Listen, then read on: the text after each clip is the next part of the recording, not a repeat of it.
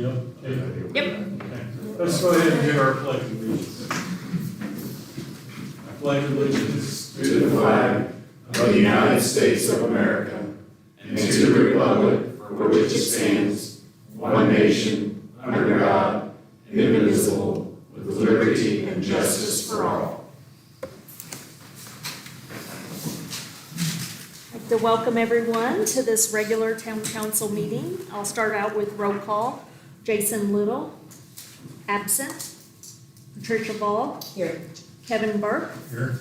Michael Johannes. Here. Brian Warren. Here. Okay, we can move on to the approval of minutes for June 8th. Has everybody had a chance to review them? So, any discussion on that? And we can look for a motion. Make a motion to approve the minutes from the June 8th, 2026 town council meeting. Second. I have a first and second from Mike and Brian to approve the minutes as written. If there's no other discussion, all those in favor say aye. Aye. All those opposed say nay. Let it be known, passes 4-0. Do we have any comments from the public tonight? Okay. Not, we got comments from the council. Anybody have anything? I do. On Wednesday, Grove Spencer County is having their annual meeting from, doors open at 11, begins at 11:30 and runs till 1 o'clock. It is $30, but it's right here at the lodge. So it might be a good opportunity. And Grove Spencer County is taking food trucks around the county every third Friday. And this Friday, it'll be at Sam's Lodge. So if you want some food or you want to buy food for all your office staff, then it would be a perfect opportunity. Is this from lunch only or all day or? I believe it's lunch only. I was waiting for a text from Lisa and she hasn't told me the exact hours, but I think that's the plan. Okay, anybody else have anything? If not, I do have something. Last month, we had a meeting where the town council and the water board decided to remove key language from on our water applications and that. And some of those items that were on the application were future annexation and zoning regulations. The council decided to remove that language in agreement with the water board, but I'm strongly opposed to that motion yet. Those regulations and on the documents have supported the town over the past many years.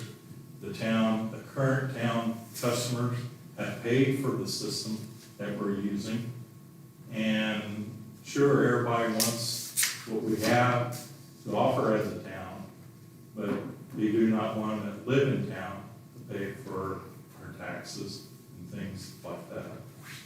I'm going to leave my comments at that, but I just wanted to go on record on that once again so the public knows what has happened. Anybody else have anything?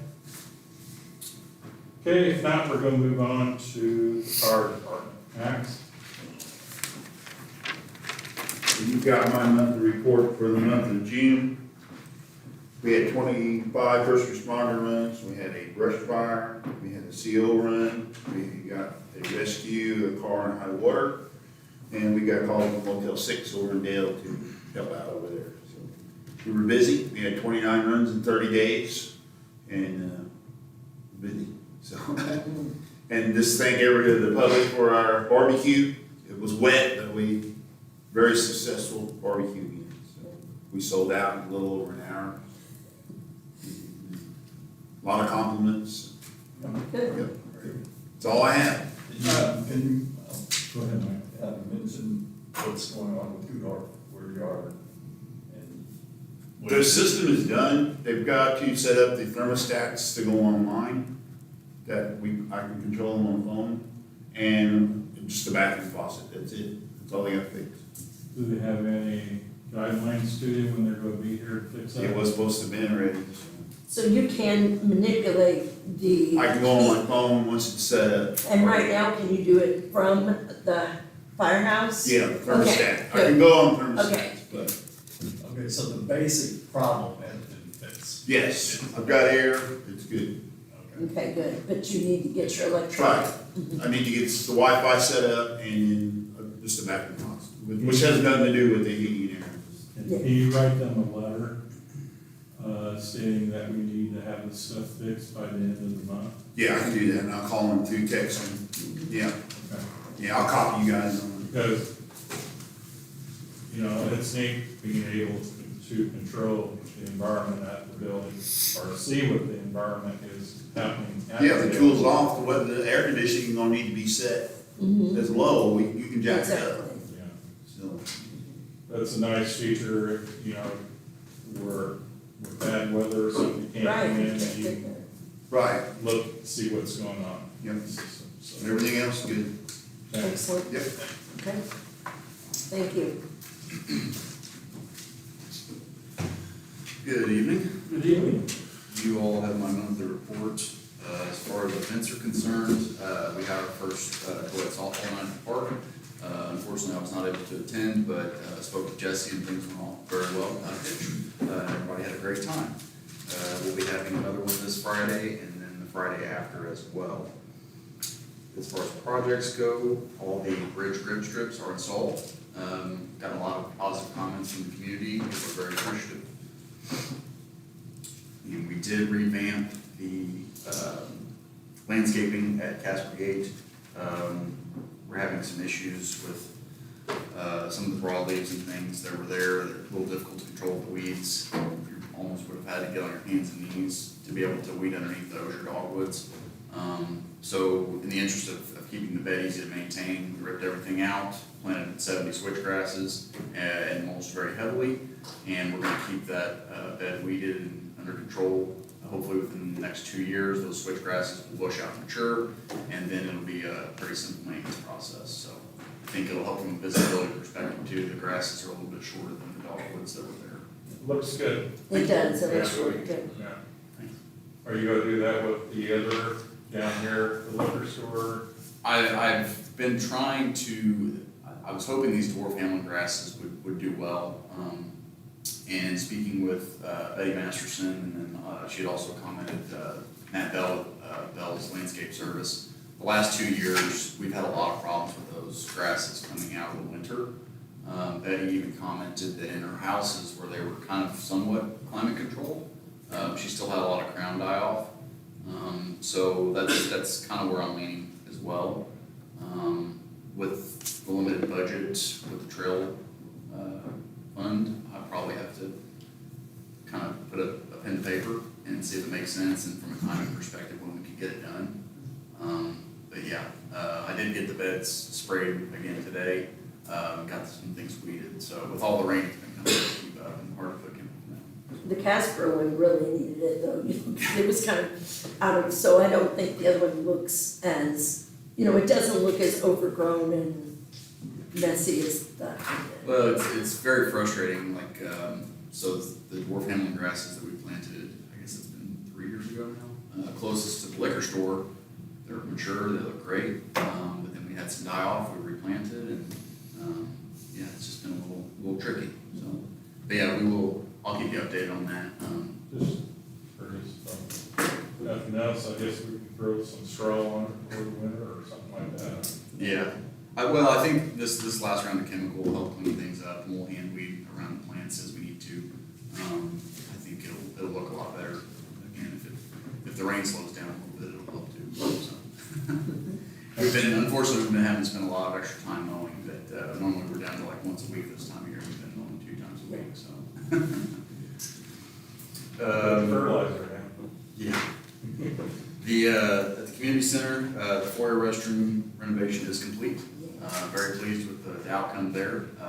Much more functional, much nicer looking. So, I believe they got that final invoice to me toward the end of the week last week, so that'll be in their vouchers for next month. And then we also repainted 40 trash cans, and we're in the process of repainting the goalposts, and we will also be doing the doors. We did go to a green color for the trash cans, kind of a forest green, and that'll be the plan with the doors as well. And anticipating, once we get the playground redone, it'll match the color scheme better, so. And we did have our public meeting during our monthly meeting on Wednesday, and we only had one person from the community show up, but we did have a good discussion in regard to equipment, layout, parking, those sorts of things. So, another week or two, we should have the LWCF grant finalized, and we'll probably have CHA get another extra set of eyes on it before we submit. And you brought those plans to coffee. Did you have very many people look at those? Whenever you had them? Yeah, there's quite a few people Excellent. commenting. And I can forward those on to you all. They did have an initial site map and layout, and then there were also some renderings from landscape structures. It was Christmas themed in the sense that there was one multiplayer feature that was shaped like a Christmas tree. There was also a star, and then I believe there were some smaller reindeer pieces as well. And in discussing it with the board, we feel very strongly that we would much rather see more pieces of equipment as opposed to a Christmas theme, just because we feel like it'd be a greater benefit to the community as opposed to the aesthetic pleasantries of. But the colors will be Yeah. Christmassy. Yeah, I think those extra pieces, we priced those with the arts group. They're very, I mean, the money can be used elsewhere. When you get into custom and semi-custom, it gets very expensive very quickly. And we just feel like this is something the public's wanted for a long time, and we feel like the more features we can have, especially when it comes to inclusivity and sensory features, we'll be able to have more people utilizing it and get a lot more enjoyment out of it. What are you gonna do with the older equipment if we go through with this? So there's. Auction it off or? Some of it needs to be just, I would say there's probably one piece closest to the basketball court that I guess I would like to see how you all like to proceed. I don't know what the value of it would be, just because you're gonna have to pull it up, deconstruct it, somebody's gonna have to come get it, put it back together.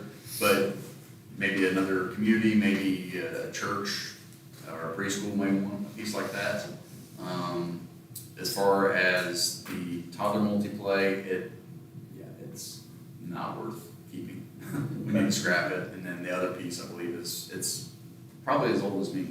yes. So, it's held up. We did replace the deck. We weren't able to find parts for it, so we had to build a wooden deck that's plenty sturdy, held 2 grown men, so. But yeah, it's just reached its useful life. And so. Okay, just curious. Yeah, yep. As far as other projects, we are in the process of grant exploration for replacing the football and soccer field lights and the Jay Cutler field. And we are also going to be doing some conversions of door hardware at the community center. We still have about 10 doors with knobs, and they need to be handles to be ADA compliant. And in that process, we will probably be doing some rekeying as well, just because some of the uses of the facility have changed. We would like to be able to make it easier for renters to access table and chair storage, kitchen, those sorts of things. And then we also do still have the office spaces, so we'll be thinking about all that as we go to rekeying the interior doors of the building.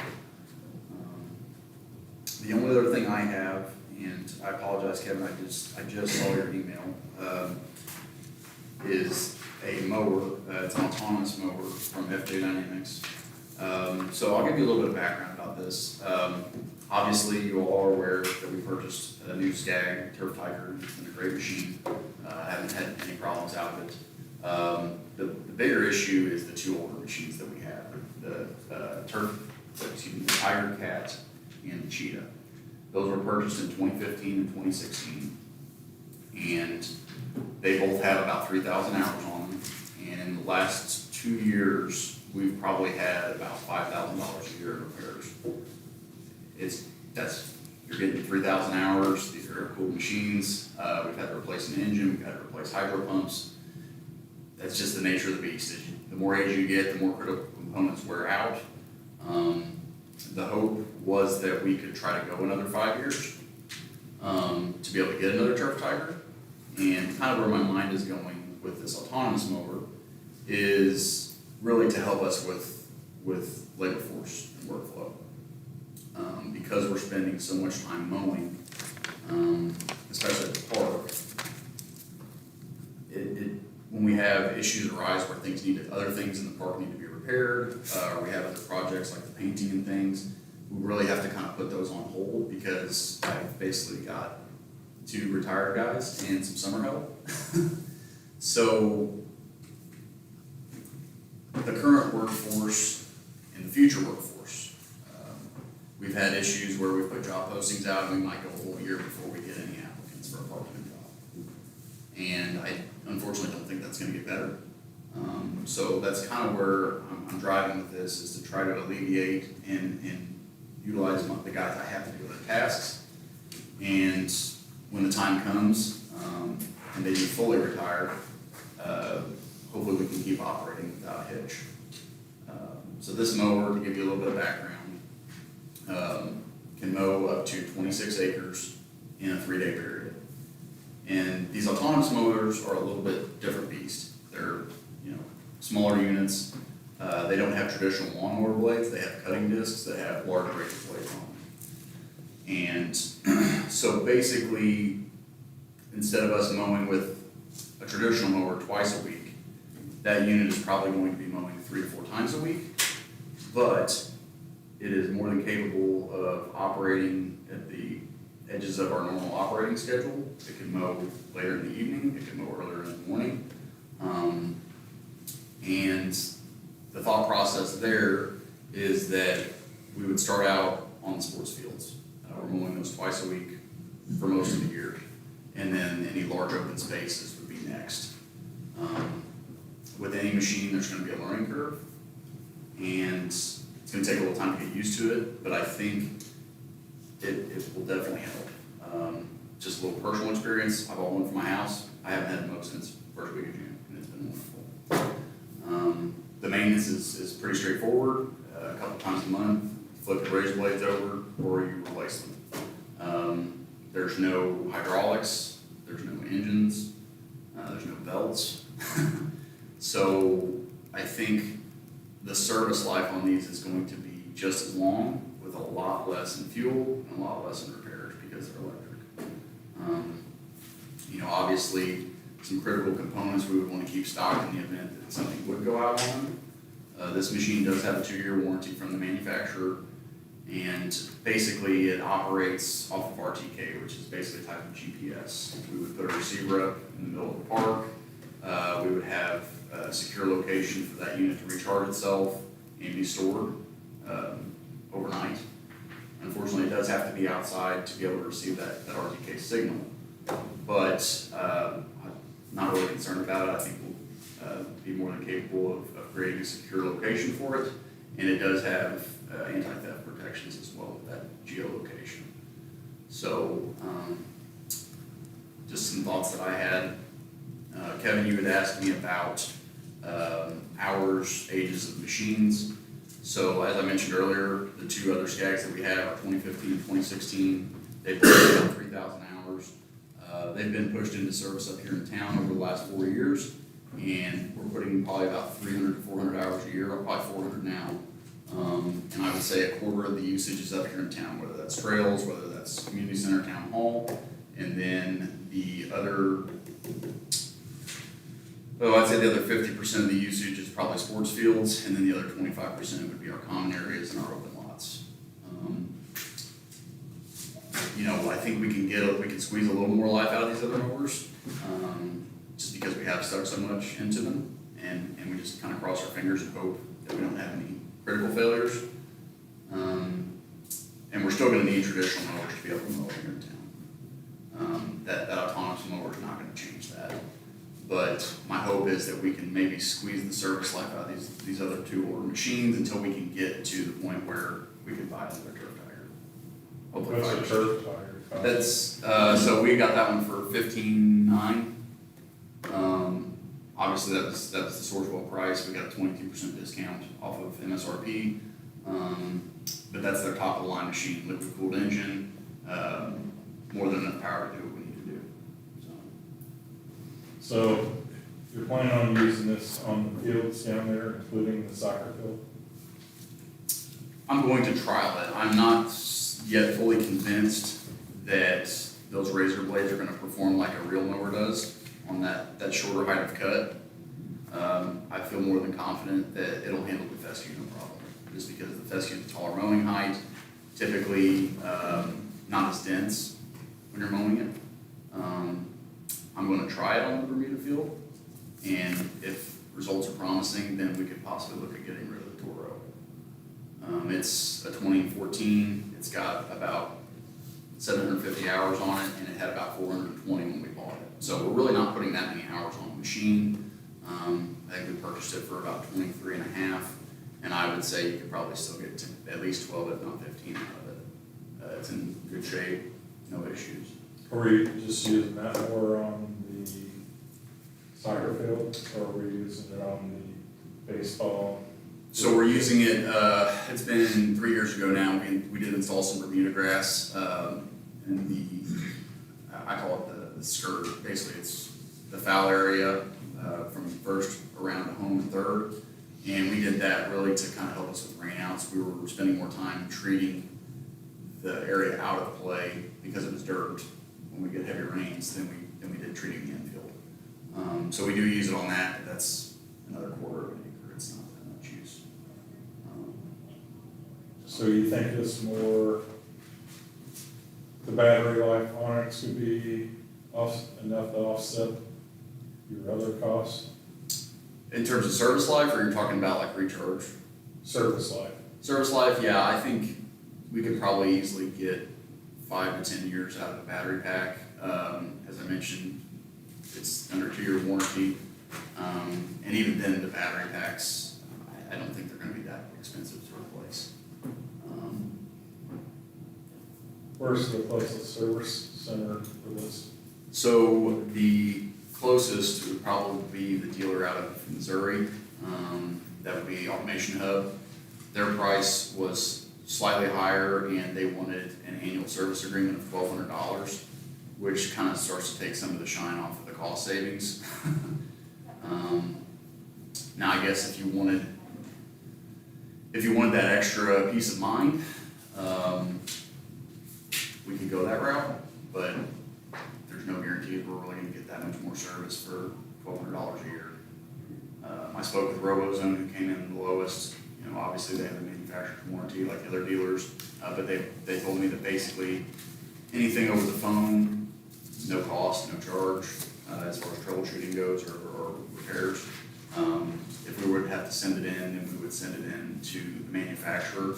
And the reason that they do that is because it's proprietary, and they are tracking the parts that go bad for their own data, trying to understand where potential failures are and how they can remedy the problem moving forward.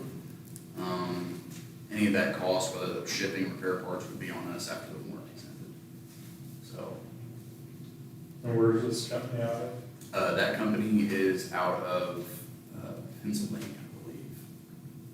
Have you done any work on your personal machine, or have you investigated, like, are you guys gonna be able to fix some of the minor issues, do you think, with the phone call instructions? Yeah, and as I said, going through the FJ Dynamics catalog, they have a lot of these common wear parts that you can order and keep on stock so that you don't have to ship it out. The only time I would see a potential issue would be any computer technology or electronics. They don't want you to touch that, because if you damage something, they can't really fix it. But like wheels, you know, the electric motors, as long as you're not like resoldering wires and stuff, you can replace those. Just a couple, undo a wiring harness, put the new one in, put the harness back together. I think it'll be really nice, because it will take a lot of man-hour time away from all the other work. I mean, you'll have more men, What's the board deck size of this? The width of it, 40 inches. So it's actually a pretty sizable machine. It's about a 150-pound machine. So,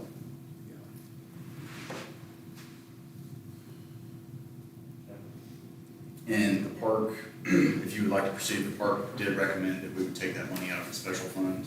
That's basically the concession money and things that we've accumulated. And I think that's the right move, just because it doesn't really impact our budget. It's something that can help us provide a better quality, better service at the park, and not have to dip into the funds that we do have out of our budget. How much money went into that fund so far this year? So basically, the last 3 years, we have not been doing concessions. I believe we do collect some receipts from the food trucks. And then, so I mean, it's a couple $100 a year, but we do have over 63,000, Jane, is that right? Well, I was trying to look and see, I don't have the fund number, I didn't bring it. I can pull it up and take it real quick.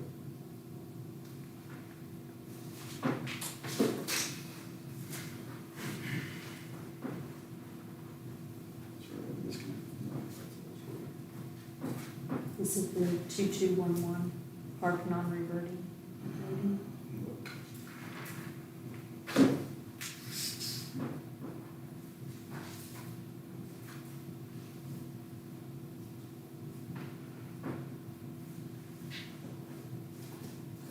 Yeah, 2211. So there's a balance in that fund of $68,649.79. You mentioned that you were collecting fees from food trucks. Weren't you talking about that? Doing away with collecting fees from them? No, there was a miscommunication.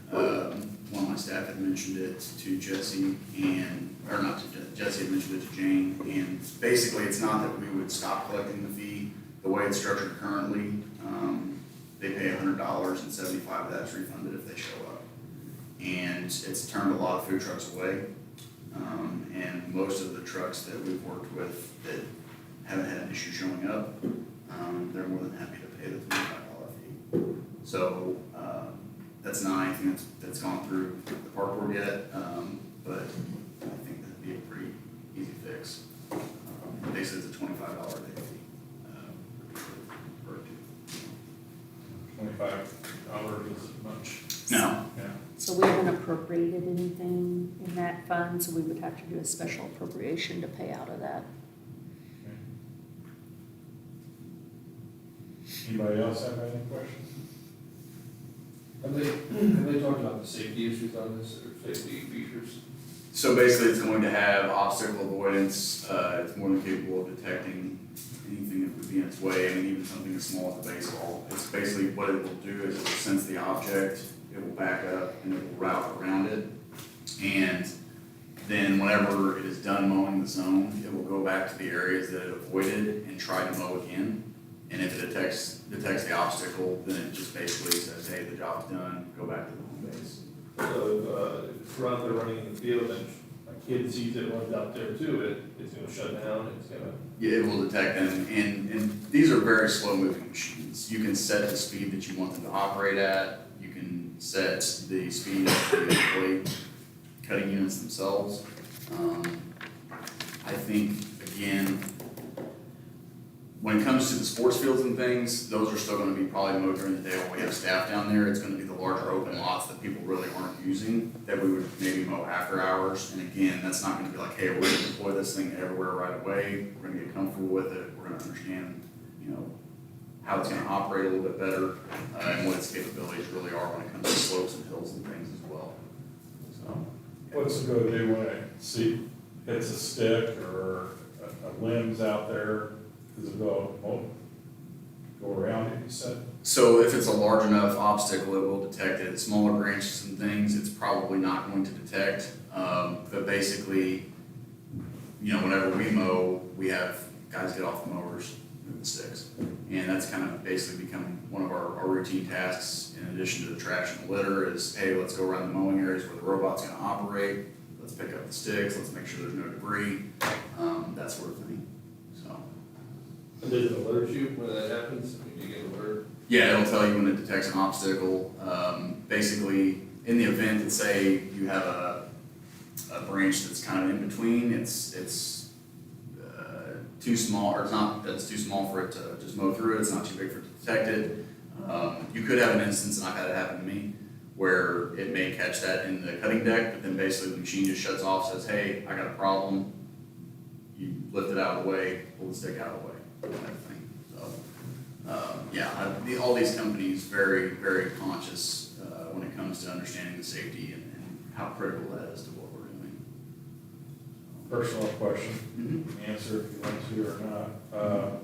What brand mower do you have, and do they make a similar type mower that's commercial? So- Or is this, you feel, is the best mower out there for this type of use? So I have a Luba, the Motion 2. Basically, it's rated for 1.25 acres. It's a residential machine.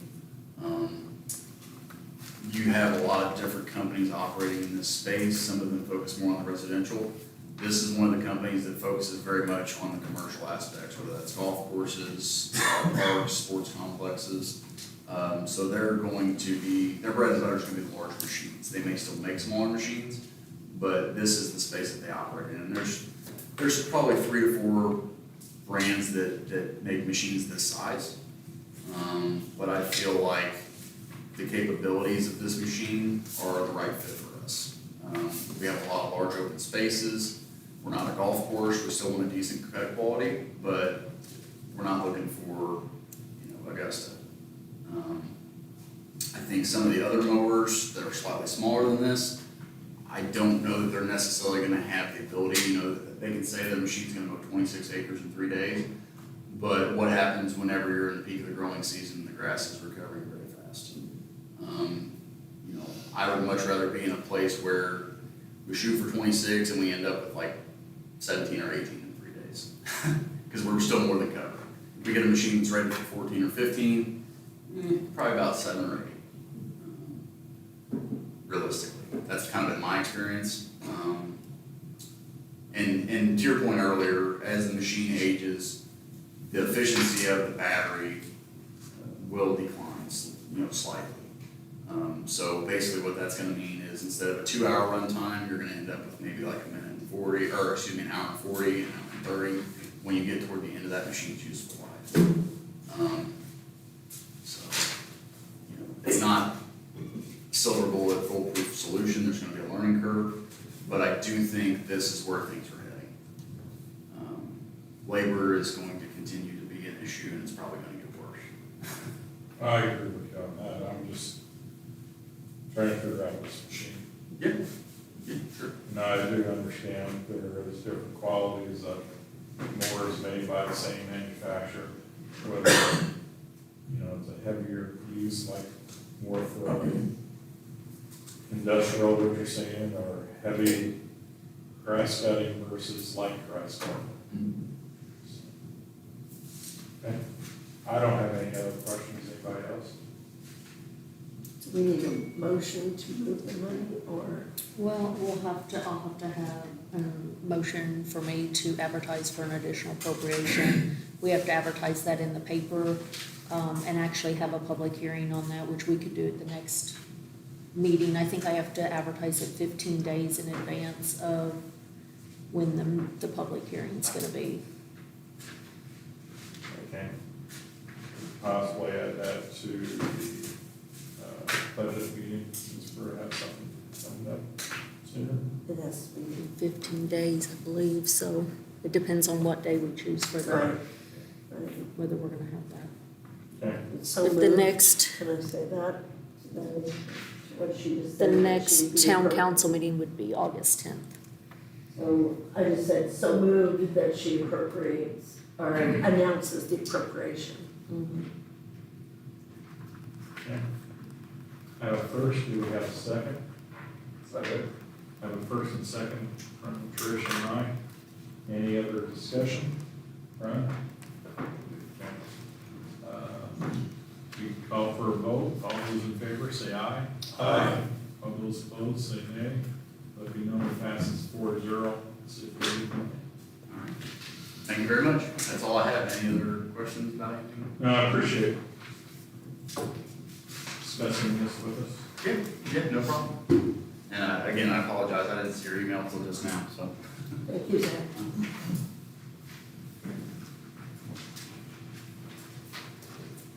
Good evening. You guys have my report? June 26th. Any questions? Are you going to stay till the end of the meeting? Because I think number 9 has to do with 2 things that you have written here, and We can move those up. I think we should move those up, because otherwise you don't have to stay till the end of the meeting. Yeah. Oh, miscellaneous. If you guys want to move those up, that'd be great. Well, you have them at the, at the bottom, so we may as well. Yeah. Is that okay with everybody? Yes, So we let him include finish, somebody? let's let him finish his Yeah, report. that's Sure. fine. Sure. Yeah, any questions on my report? There's some additional signs that showed up, when I came past Gillett Park, this evening, so, Okay. roofing type advertising, so.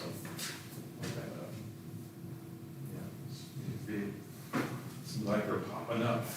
Yeah, well, I think I got an email from somebody on APC telling me on June 2nd, there were some, I needed to take a trip, so I came up, I only seen one. And then a couple of days later, I seen the one over here that caused a conflict. Yes. So I have a suggestion about that, the family medical, and any other sign that I thought is, we were discussing that. no, that's what Okay. we just said we're gonna move it because he's not gonna stay. Correct, and we're done with the report now. Yes, because you brought up the If you don't have signs any before questions bottom. on the report. Yeah. Okay, so I think that we owe it to our public to inform them. So instead of pulling the sign, go inside, Mike actually went to the medical center and told them where to place the sign so it wasn't in the right of way. So a sign like that, especially with the $3.9 billion organization like Deaconess is, and our own people, I think that we owe it to them, since we represent them, to go inside and say, I'm gonna have to take your sign unless you move it, and I can show you where to move it. I just, it's just a step inside, talk to them. Well, I wasn't certain because I looked at the door, and I'm not here every day. No, I know. I looked at the door and I thought, well, this sign doesn't match the name on the door. Oh, yeah, So, but what I normally do is I'll take a sign, and if it has a phone number, I'll call them, say, your sign is at City Hall, if you want, or Town Hall. If you want it, yeah, you can get it there. So, but this sign didn't have any contact information. right. Just wasn't real sure, so I just brought it up here, set it Right. here. Well, the importance of this sign is that it is only applicable, 3 days a week? And it's it's really helping our visitors and our people. Because one time I went in and I needed to go to the lab and they said, we're not a walk-in lab. So I couldn't go to the lab, I had to go to Jasper to get to the lab. Well, in this case, they have emergency services those days. What a wonderful thing to offer us. So in a case like this, or with, any of our other businesses, to just tell them, I'm gonna have to pull your sign unless you move it, instead of immediately pulling the sign. I do think all those, what do you call those little placard signs? Just That- temporary sign. Okay, the ones like, there was a cigar restaurant that was listed forever, and it was on every sign. I think those need to be removed immediately. But the ones that represent, like this one was, emergency services available to a doctor. Also, what? You have to treat everyone the same. Same. Okay, so then how can you get a hold, you would call that cigar bar? Because they weren't even, I'm talking about our people, their businesses, and the signs that relate to them, instead of the cigar bar out of Owensboro. Well, I mean, the ABC could make changes or recommend changes to the zoning ordinance that provides. Can we not do that? Don't we have overage over that? No, it has to go to the advisory plan commission first for a public hearing before you change anything about the zoning ordinance. Okay, So if that sign, Never, not really a policy, but you're saying to set differentiating policies and they're gonna be justified for why you're treating some Right. people differently. Like Okay. if it's on the premises versus if it's an off premises advertisement, you can make that differentiation. Okay. But your ABC would be responsible for coming up with those classifications and, sending it back to you for action. and then we decide. Yeah. So what is tell me about that, I understand right away, but the 30-day thing, remember, we pulled a sign and it's supposed to be a 30-day leeway, or explain that to me again, Well, because, that's some limitations that were put on temporary signage when the sign ordinance was prepared. I was talking to Jamie today, a lot of people ask where that come from. Most of your zoning is arbitrary for the most part. I mean, why do you have a 50-foot setback on the front versus a 45 or 55? Because you gotta draw the line somewhere. right, And that's why there's a variance procedure in the zoning ordinance, because, your height limitations, your setbacks, all that stuff is just, you have to put a number somewhere. And so the same thing with the 30 days, that was just a number that the planning commission came up with. We had a public hearing, you and I, the town council enacted it with a 30-day temporary allowance per year for properties to have temporary signs. okay, but we So pulled it's- some of I those mean, you could- signs. Well, and that's probably because, it's hard for, your zoning I know. administrator doesn't keep a log of I know, of the how 30 many days. days each sign is out there, which is makes. And you don't come to town all the time. Right. But if you come to town and you see a sign, I mean, cause you come to town, what, once a week, Yeah. twice, okay. Once- So then, from that could be monitored at least, Well, I mean, yeah, he could. give them 3 weeks or whatever, and then get rid of that sign, But right away, I totally understand. I do think we need to slip into a business though, when something's in right away and say, if you move this, I don't see that being, I know it's you having to go in, but somebody there will definitely move the sign. Businesses want their things advertised. So, okay, But like you said, that didn't have a name on it or anything else, you didn't know who to go to. but it said doctor on it. Emergency services. Okay. Sitting in front of the doctor's office. Yeah, it said emergency services. It was like, I mean, the advisory plan commission is the appropriate body to discuss all this, because, the question is, what if it's an in-town business, but the sign's actually on somebody else's property? right, Does he have to go to them for, if it's on other people's property with their permission? Like, say I put a sign advertising my legal services down at the liquor store, my Mhm. sister owns it. right. Does he go to the liquor store there, or does he come up to my office and say? I think it goes to the liquor store because it's on their property. He said, are you aware that Kevin Badmore has a sign on your property and this is not his office? I do. I think that person who owns the business or represents the business is the one who should be liable for the The sign. property owner is the one that's responsible Yes. for the property. So they're the ones in violation regardless of whose sign it's on, whose sign is on. Right. But you're talking about this notification procedure, so if you're going to do it for, are you doing it for the property owner, or are you doing it for local businesses, regardless of where their sign is? In other words, would he come up to me as a local business and say, your sign down on the liquor store property needs to be moved because it's in the right of way, if you move it back 3 feet, then you're okay? I think you should go to the liquor store because it's on their property. That's what I think. Well, that's what I'm saying, there's a lot of factors that the planning commission needs to come up with definitive guidelines for your zoning administrator, so he'll still have issues with some property owners, Oh, I that's just- know. That's the nature of zoning, That's- nobody likes zoning enforced on their No. property, but they want zoning enforced on their neighbor's property too. Yes. So, There is a APC meeting scheduled for next week at 5:30 on Monday evening, the 20th. it's like very good So- listeners. I'm going to have Kevin, just clarify something for me so I know what's doing. Okay, let's go back to the example of this sign in the back. They were out on the state highway right away. Weren't they both out there? They were within the right of way. I determined they were within the right of way. Right, yeah, And I'm not exactly certain where that right of way There must starts be. or ends. Yeah, if they were where, I think they were in the state right away, which they shouldn't be, okay, right? Okay, so could they have been moved back across the right of way marker into their property and stayed there for 30 days?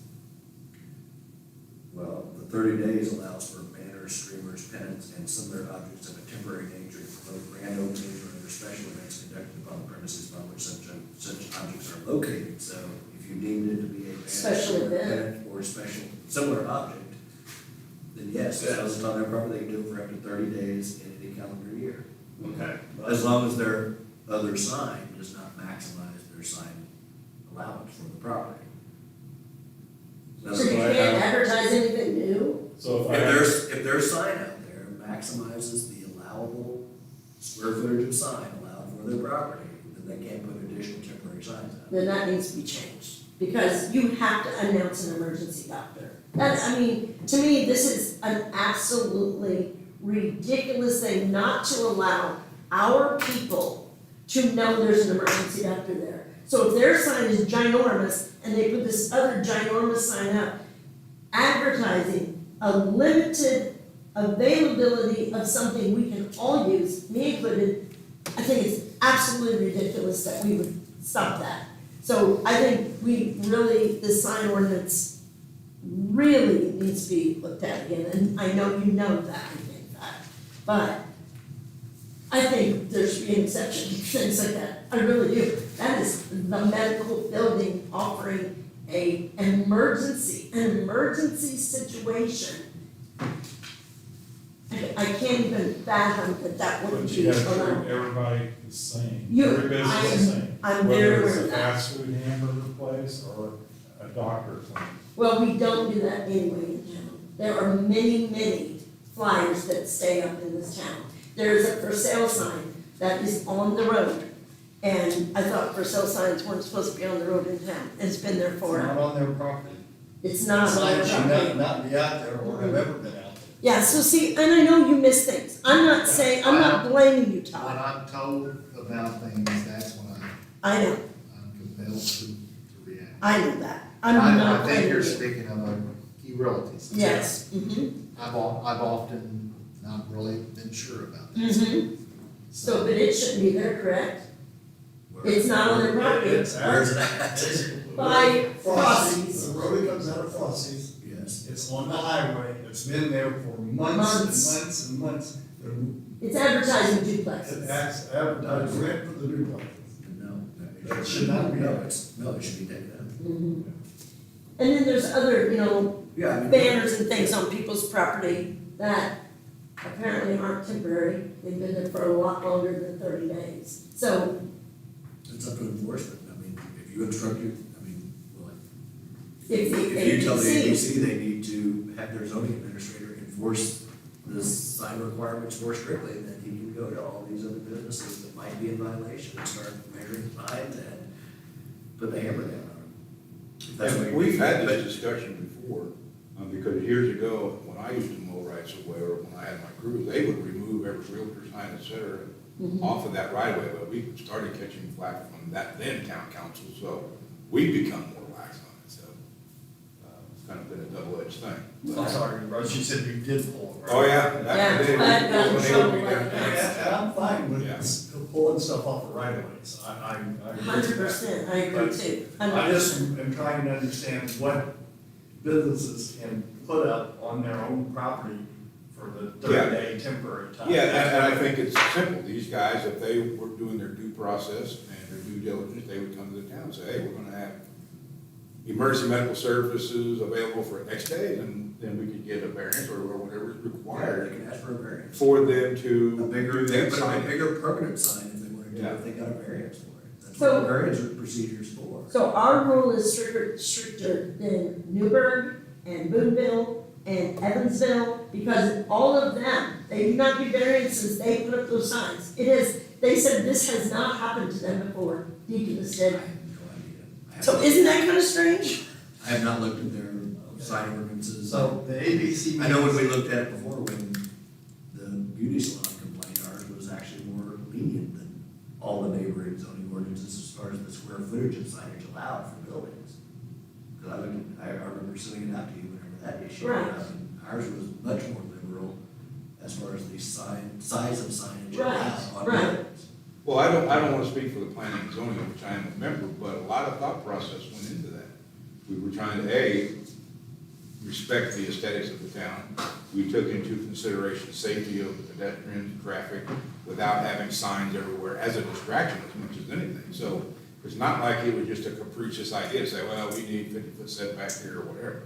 A lot of thought did go into that, and again, trying to respect the integrity of the safety of the town and the tourists that we have here. So, as you guys know, signs can be a distraction, right? I mean, we know that.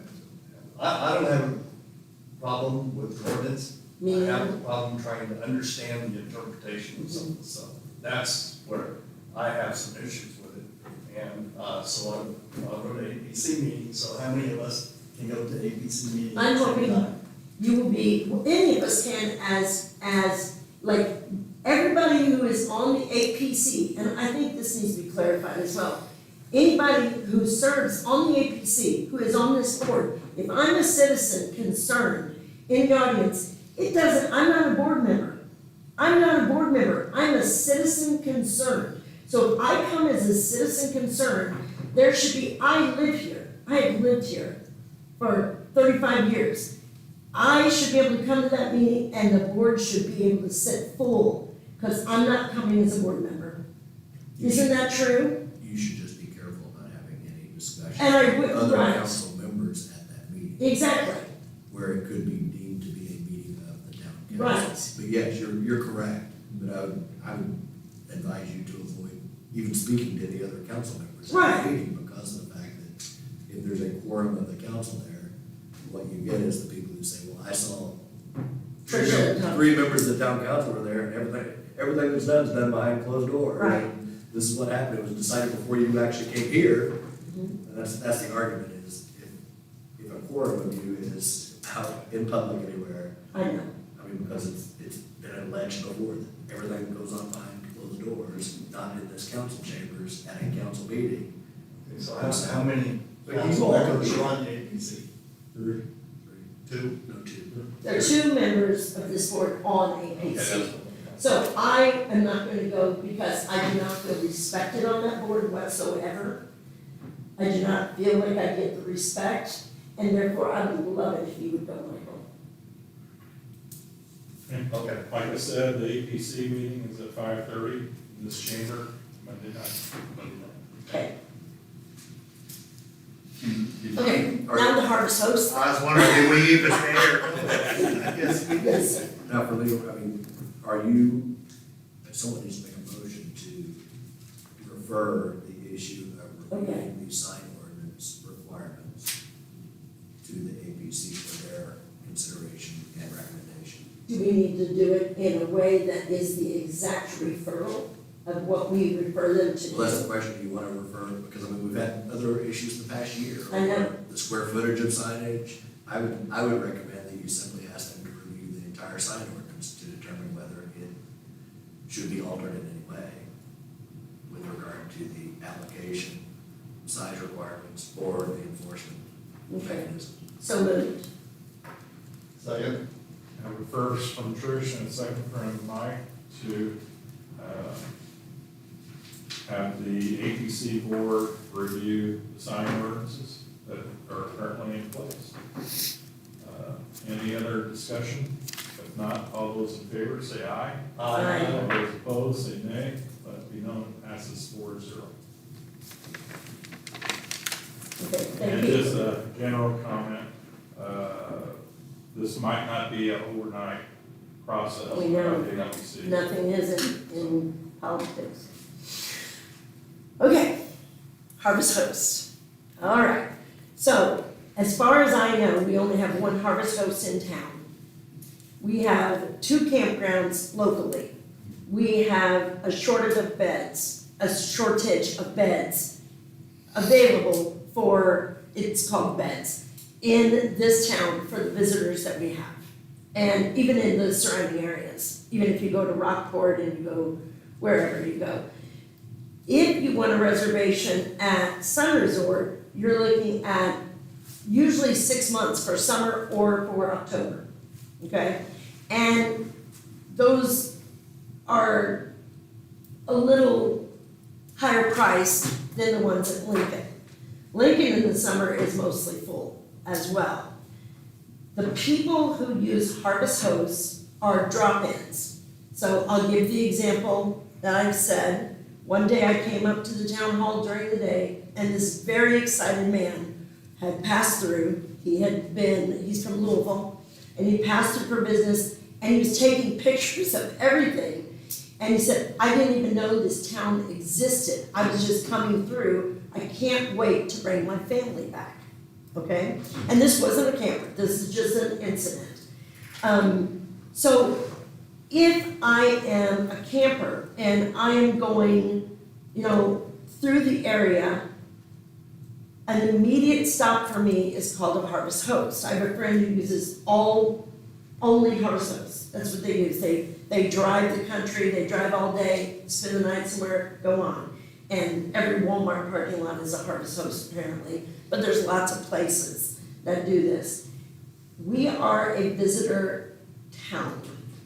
I think that there are limitations. Mr. Chief, I'm going to suggest something, and that is that our police officers monitor if you can go to the Harvest Host, so in this case it would have been the brewery, or you can go to the individual campers and say, just like they do with cars that sit along the highway that have broken down. They put that tag on them, and then once you get another tag, or I don't know if it's 2 or 3 tags, then you're hauled away at the owner's expense. So you wouldn't haul away the campers. But they would be fined if they spend more than 24 hours. So that would mean that a police officer would have to check the Harvest Hosts and just check in the morning and then check in the next morning. That's just an idea. However, the Harvest Hosts themselves should know and be able to monitor that themselves because it's a one-night stay. It's just one night. They're not allowed to dump. They're not allowed to hook to anything. It's just, here you are, you came to town, stop and get out of here. That's how it is. They use, they go to the store. Maybe they don't, but I'm going to give hypotheticals. They go to the store. They buy food at a restaurant. They use our services and they're like, wow, this town is welcoming, let's come back for a longer stay, not a longer Harvest Host stay. I know it's frustrating to this campground in particular because, that's their way of survival. But a drop-through visitor deserves to stay, and you can't get in there. You can't get into that. I mean, even Halloween, it's booked up. It's totally booked up. So I think Harvest Hosts would be a great thing as long as there are rules. I think in that Legion parking lot, you could put 5 campers up there, one-night campers. And you could fine them if they make a mess, you could fine them if they overstay. There are lots of things you could do in order to enforce it. However, the Harvest Host should be the one enforcing it. Shouldn't be our problem. But it is in our town. It is people stopping. It is a bunch of campers sitting in a lot. Great lot to sit in though. It's behind a business. It's not somewhere where it's like out in the middle of town. It's not the plaza. So to me, being a tourist town, it's logic that we would have Harvest Hosts. So that's my spiel. Well, it seems to me that it's gonna have to go to the APC. It is. again. It is. Don't we have That's ordinance not- prohibiting that? What? Don't we have a specific ordinance prohibiting that? It needs to go, it's zoning, because, they're the ones who would set the parameter, like, is it limited to one night? Is it, how many campers are allowed? Right. Where is it allowed? Right. Because you're saying the Legion's a good spot for it, but not the plaza, Well, the plaza isn't a Harvest Host, but they could become one. but Harvest Hosts need to confirm with us, with the town, that they are Harvest Hosts. We need to know that they're offering this. Letting campers. You can't limit it to one website that is approved for use. I mean, if I say I want to allow people to start camping, if the Legion allows it, Mhm. I could have 4 people camping in my parking lot right down the road from it every night to make money off of it. Do you not think that some of the problem with that happening was that we had no idea they were Harvest Hosts? I don't think the Harvest Host doesn't matter. I mean, you're talking about allowing people to rent out their commercial property or residential property or industrial. I mean, that's what you're zoning. Your advisory plan commission is to look at where is it allowed? Right. Is it allowed in residential areas? Can I even allow people to camp in my driveway? No, because you're, HOA. I'm allowed to park a camper in my driveway during the summertime. People are probably already doing But you that, can't have though. a They're business. probably already staying in I'm residential not saying campers and driveways. that's your advisory plan commission will have to look at where it's allowed. Is it allowed in the industrial zone? Is it allowed in the commercial zone? Is it allowed in the community zone? How many campers are allowed on a property? Could Holiday Foods put 50 campers out in that parking lot all summer long if they wanted to? I mean, that's the kind of restrictions you have to look at is how many campers per square feet are allowed? Yeah. And it's not gonna be limited to Harvest Hosts, how many nights are they allowed to stay? And then you've got to look at the policing of it, is your zoning administrator going to be able to police counting the number of campers and how many nights they've spent on a particular property? That's why you normally segregate those to campgrounds. And we currently have ordinances in place But those are to for prohibit people from using our park, Ellie Park. For overnight parking. Right, right. So, And were you gonna say something, Chief King? Well, he was talking about renting spots. My understanding of Harvest Host, people don't make money off of it, right? Those people buy a membership to it, and these people are just Right. saying you can park. in So my place. what happens is you subscribe to the app. Businesses participate in putting their business on the app. So there's no charge, the business isn't charging for their spot. But they are hoping that, let's just say the brewery, they're not charging anything for someone to spend the evening there. But most likely, if they're coming to the brewery and spending the evening there, they're gonna partake in the brewery's food and things like that. So it's kind of a, yeah, you may get someone who stays there who doesn't spend any money at your establishment, but the goal of it is to bring people to small towns, to businesses, to experience places that they would not have in another way. I mean, it's just a one-night thing. So yeah, they're not renting that spot, but, I mean, the brewery's hoping that they're gonna come in and buy food and, you know, I mean, it could be a potential $30 to $50 meal that they're, would not, maybe not have otherwise got. So yeah, I mean, they're doing it because they're hoping to make money, but they're not renting out the spot. They're not charging people to stay there. So the basic issue right now is that property is not zoned. Yeah, well, it's not permitted, I mean, you're using it as a campground.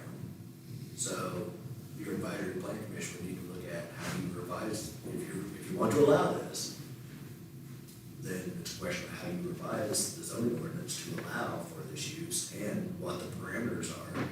Just like the sign requirements, you know, you allow Santa's Land to take all that vacant area behind the shopping center and allow people to park campers there all summer long. Yeah. By the way, there was somebody put it down in Sam's Toys the other day. That's the question, is where do you draw the line? Do you limit it to one camper per parcel? But what happens if somebody has 10 acres, like behind the shopping center? They can put a heck of a lot of campers back there. So that's the question, is where is it allowed and what are the parameters for?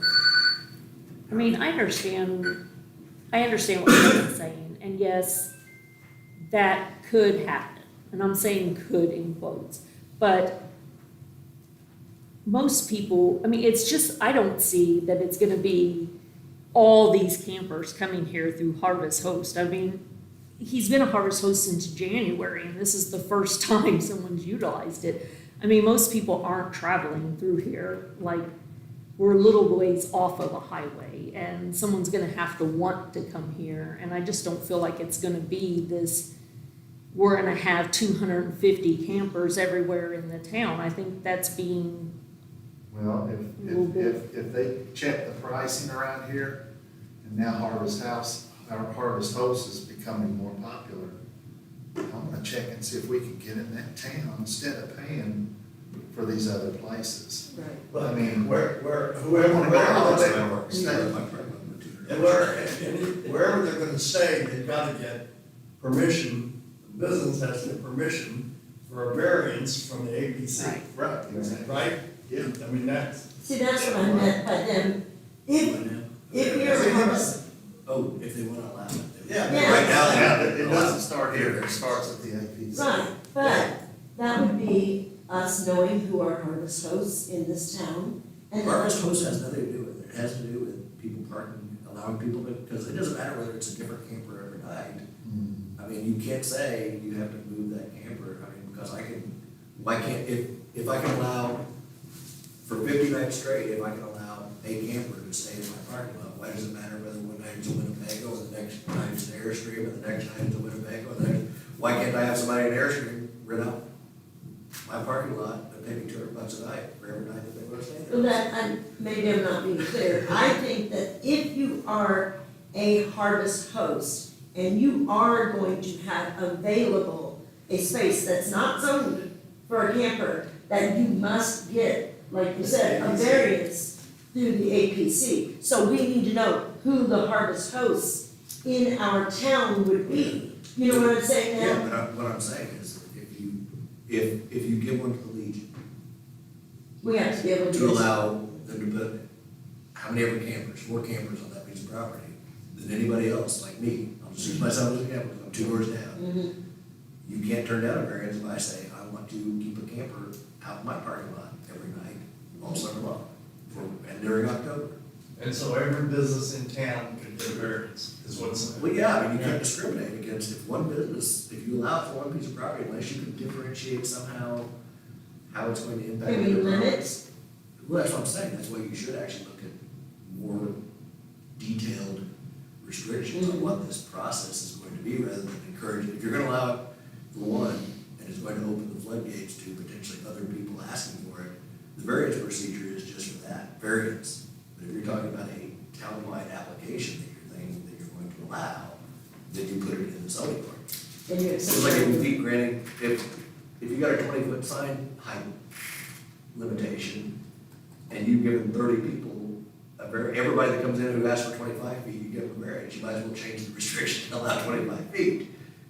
So the same thing, the variance is for abnormal cases. And there's nothing to differentiate the Legion property from anybody else's commercial property in town. So whatever we wrote up, we would have to make sure, or whatever the APC decides, we will have to make sure that it limits the amount of Harvest hosts in this area.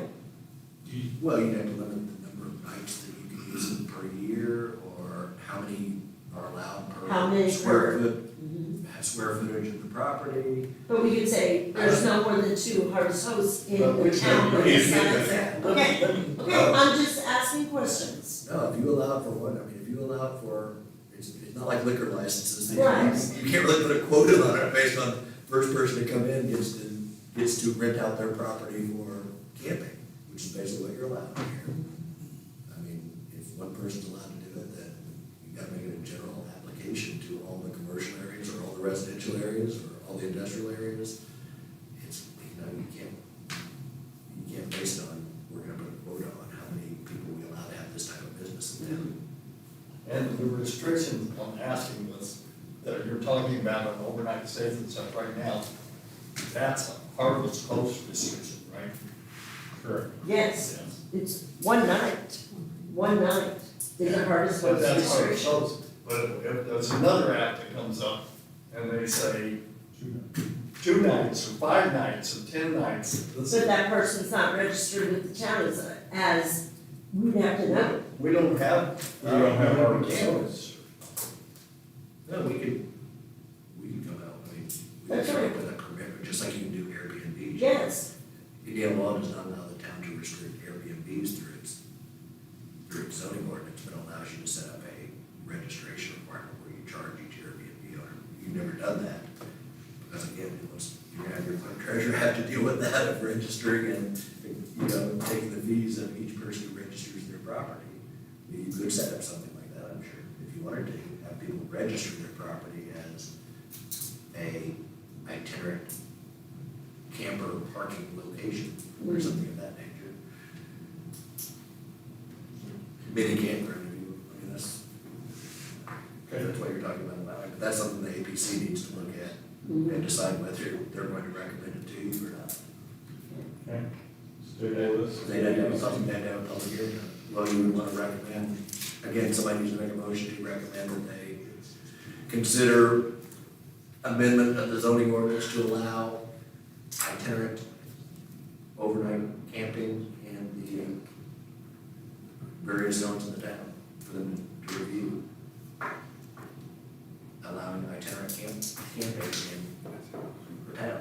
okay, so moved. I want that to be just discussed. So moved on that one, on Harvest House. Do I have a second? May not. I'm not for this. Usually Trish and I are right on the same page, but I'm afraid that it's gonna get out of hand. So, I think the problem is that a whole bunch of those duplexes are used as Airbnbs, and I didn't know that that was allowed. You can't stop. You can't stop them? No, anybody can use their house as an Airbnb. The town cannot, by state law, the town cannot restrict Airbnbs in town. okay, let me go back. You can set up a registration requirement. That was passed probably 5 years ago. The town cannot restrict Airbnb itinerary use of homes as Airbnbs. So if a camper was parked, you're gonna love this one. If a camper was parked at the Legion and upstairs, the owner would make Airbnbs, 4 Airbnbs. The camper could sit there and those people could stay in those Airbnbs. In the upstairs of the They're Legion. not really Airbnbs at that point, then it's commercial lodging, which is allowed in the commercial district. I mean, it's a motel. Yeah, Motels are allowed. okay, Campgrounds are not. okay. Okay. I'm gonna second it, so we can push it on to the ABC board. I appreciate that. For their consideration. Just to be discussed. It's to be discussed. Okay, So we have a first, and second, first by Trish and a second by me. Any other discussion? If not, all those in favor say aye. Aye. All those opposed, say nay. If none, it passes 4-0. Todd, thank you for staying for all that. I tell you, Zach's usually the long-winded guy. It's the first time I think I've ever. Stayed up here this long? We were pretty close. You've not been here for us. For us, he's the long with it. And now my next Monday night's time. I do have a question not related to any of this, is what, if anything, has been done by Christine's about building those apartments up there? Yeah, what's the Process? status of the Have they applied for permits? Have they Well, they have their had permits. inspections? Have they been working with you about water and sewer? Somebody else? All of it. Yeah, they are communicating with me every time they get something done, I can see it, so. They've got 2 foundations in, building 1 and 2. Okay. They've got underground plumbing in number 1, I think, so. I don't know what's going on with building 3, maybe Russ knows. No, I have not heard any specific I'm detail. not sure if they got their ground compaction Right, they had the just bedrock. right or not, so. And They haven't started on it, so. So Russ, they talked to you about the water lines? Oh, yeah, and sewer yeah, I've seen lines? plans and all that, yeah. And so is there going to be a road into that property, or is it just a driveway that comes out? It's an entrance, let's just call it an entrance with parking areas and access to like dumpsters and the residential parking areas. Okay. Good. It's not a through road or anything like that. One way in, one way out. Okay. If that's what you're asking. It's private property. Yes. Okay. Thank you. Thanks, Todd.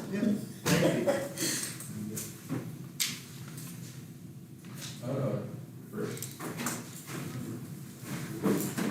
Willing to stand up for that one? So, Apparently they don't have anything, so.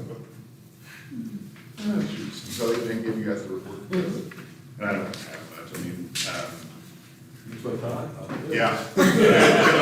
Oh, I've got questions. But, Logan is an SRO school, he got up there last night, so today was his first day, and he was Thursday. He drove the SRO car, which we just had repaired, he said, drove great, so I think we probably made the right decision to fix it now. So, other than that, everything's going fine. And when will he be done with that? Thursday, Yeah. it's a 4-day school.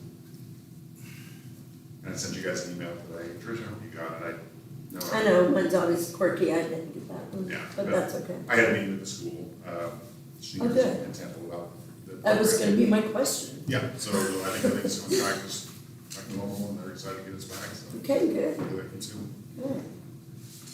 I have a question on this reserve hours. It seems that 4 officers haven't worked any reserve hours. For us, I know, Kennedy's doing the first responder things, but I wouldn't call that none, because when Holiday World has over, maybe 13 to 14,000, they want an extra officer in there. He's gone there and done that, but he got paid for it. Right. Holiday World, so Yeah. Robert didn't put it down as reserve hours Yeah. because it was paid, but he was representing the department. He was up doing parking, I think, here, or traffic here, I saw. Yeah. So that's Kennedy yesterday, you got the Legion where they all meet. He was, Yeah, right, it exactly. was. And those hours working for Holiday World have never counted. They don't Yeah, count. they don't count. No. Yeah, Gothinet Yeah, was so they too, were we paid. did traffic with That's Kennedy. all, yeah, I saw. And Gotham's the same way, Yeah. Gotham's been doing traffic, he did, they would, but as far as coming out, I mean, it's the busy season in Lake Rudolph, so I think. Okay. So you've not needed a lot of reserve hours right now, correct? The ones that Ryan put in. I know, I see Ryan's putting in a lot. Yeah, he does it on Saturdays and stuff too, so like, Excellent. that time, and that's what's picking up the slack. Good, good. Okay. And you got some of the cars back operating too, right? Cars working, That- Everything's back, yes, the SRO cars, we got it back from Joslin, but like I said, Logan took it to Indianapolis for his training, he said it was really great, so everything's still good, so it's good. good. Good. No T-bones or deer or anything like that right now, knock on wood. I didn't. I didn't. Thanks, Chris. Thank you, Chris. You guys are gonna hate every minute of it. So I will apologize ahead of time. I do have a lot on my list tonight, and I will try to make it as painless and quick as possible. But first of all, good evening. I trust everyone is well. First thing on the docket is the trail project. Just a brief update. As of June 25th, there was 2,326 feet of trail prepped for paving, for asphalt pavement. They have quick south, 1,000 foot south of where they need to be to get it all done. We have the color of the bridge confirmed. We did work with the high school on that. They had opted for like a slate gray, which is I guess just a neutral, natural color. So I think I noted that somewhere on my report that the delivery of the pedestrian bridge has been pushed back to the end of September. So, we also had a couple of pay requests tonight. One from the contractor, which is Kennedy's Construction, by the way. And if the council recalls, this trail is being built in conjunction with the Indiana Department of Environment. Let me start over. Indiana Department of Natural Resources through an 80-20 grant. Jane has been handling all the reconciliation of the vouchers, I'll call them. So basically, we pay the total bill and we are reimbursed 80% of that. So the first pay app is from Kennedy's Construction, as I said. And see if I can catch back up with everyone, I'll be ready. So we have Kennedy's Construction pay request number 3. And Jane, I apologize, I forgot the pay request, but I believe it was $69,000. $69,220.18. And again, we have a monthly process by which we have a cutoff date from labor and material. I believe they put that on, I think, the June 26th was the cutout for that. So essentially, I am the inspector on the job, so I review the pay request versus what their breakdown is on the value added sheet, we call it. So I would recommend payment of that invoice tonight. I make a motion to approve payment to Kenise Construction in the amount of $69,220.18. First from Mike, do we have a second? Second from Brian. Any other discussion on this? If not, all those in favor, say aye. Aye. All those opposed, say nay. None passes 3-0 on this. Since we're getting into these invoices being split with the 80/20, where are you wanting me to pay our match from? I know, Kevin, we had talked about TIF at one time, whether we could pay our match from the TIF. Where am I going to be pulling the trail? Trail was specifically a TIP project. Yeah. Okay, I just wanna make sure before I do it, that's where you're wanting it from.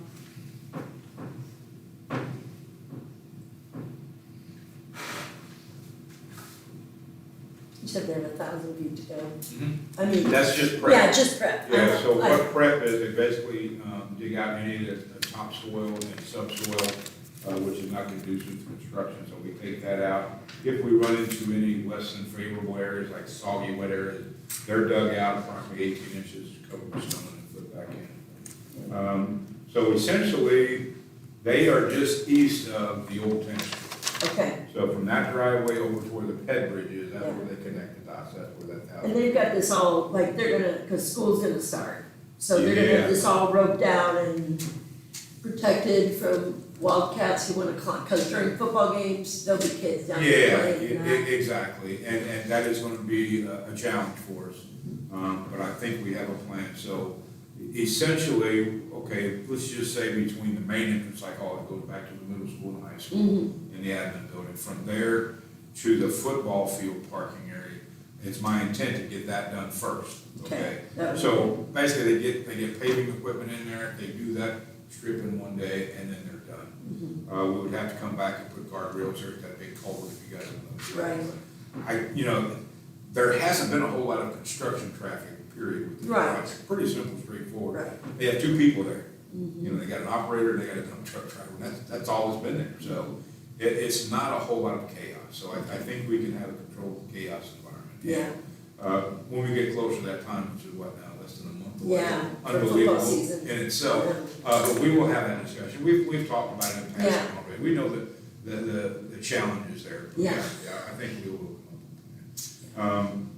I don't want to give them too much of a big head because they're not doing the project, but Kenise Construction is a very conscientious Yes. outfit. Have you guys been down there? I've been down there part. Do you know what I mean when I say lay down yard? That's where people would lay, like sometimes like a pipe or whatever. Right, right. I have never seen a lay down yard as neat as that. And they keep it up. They do things without even asking. And again, I probably shouldn't be doing this in a public meeting.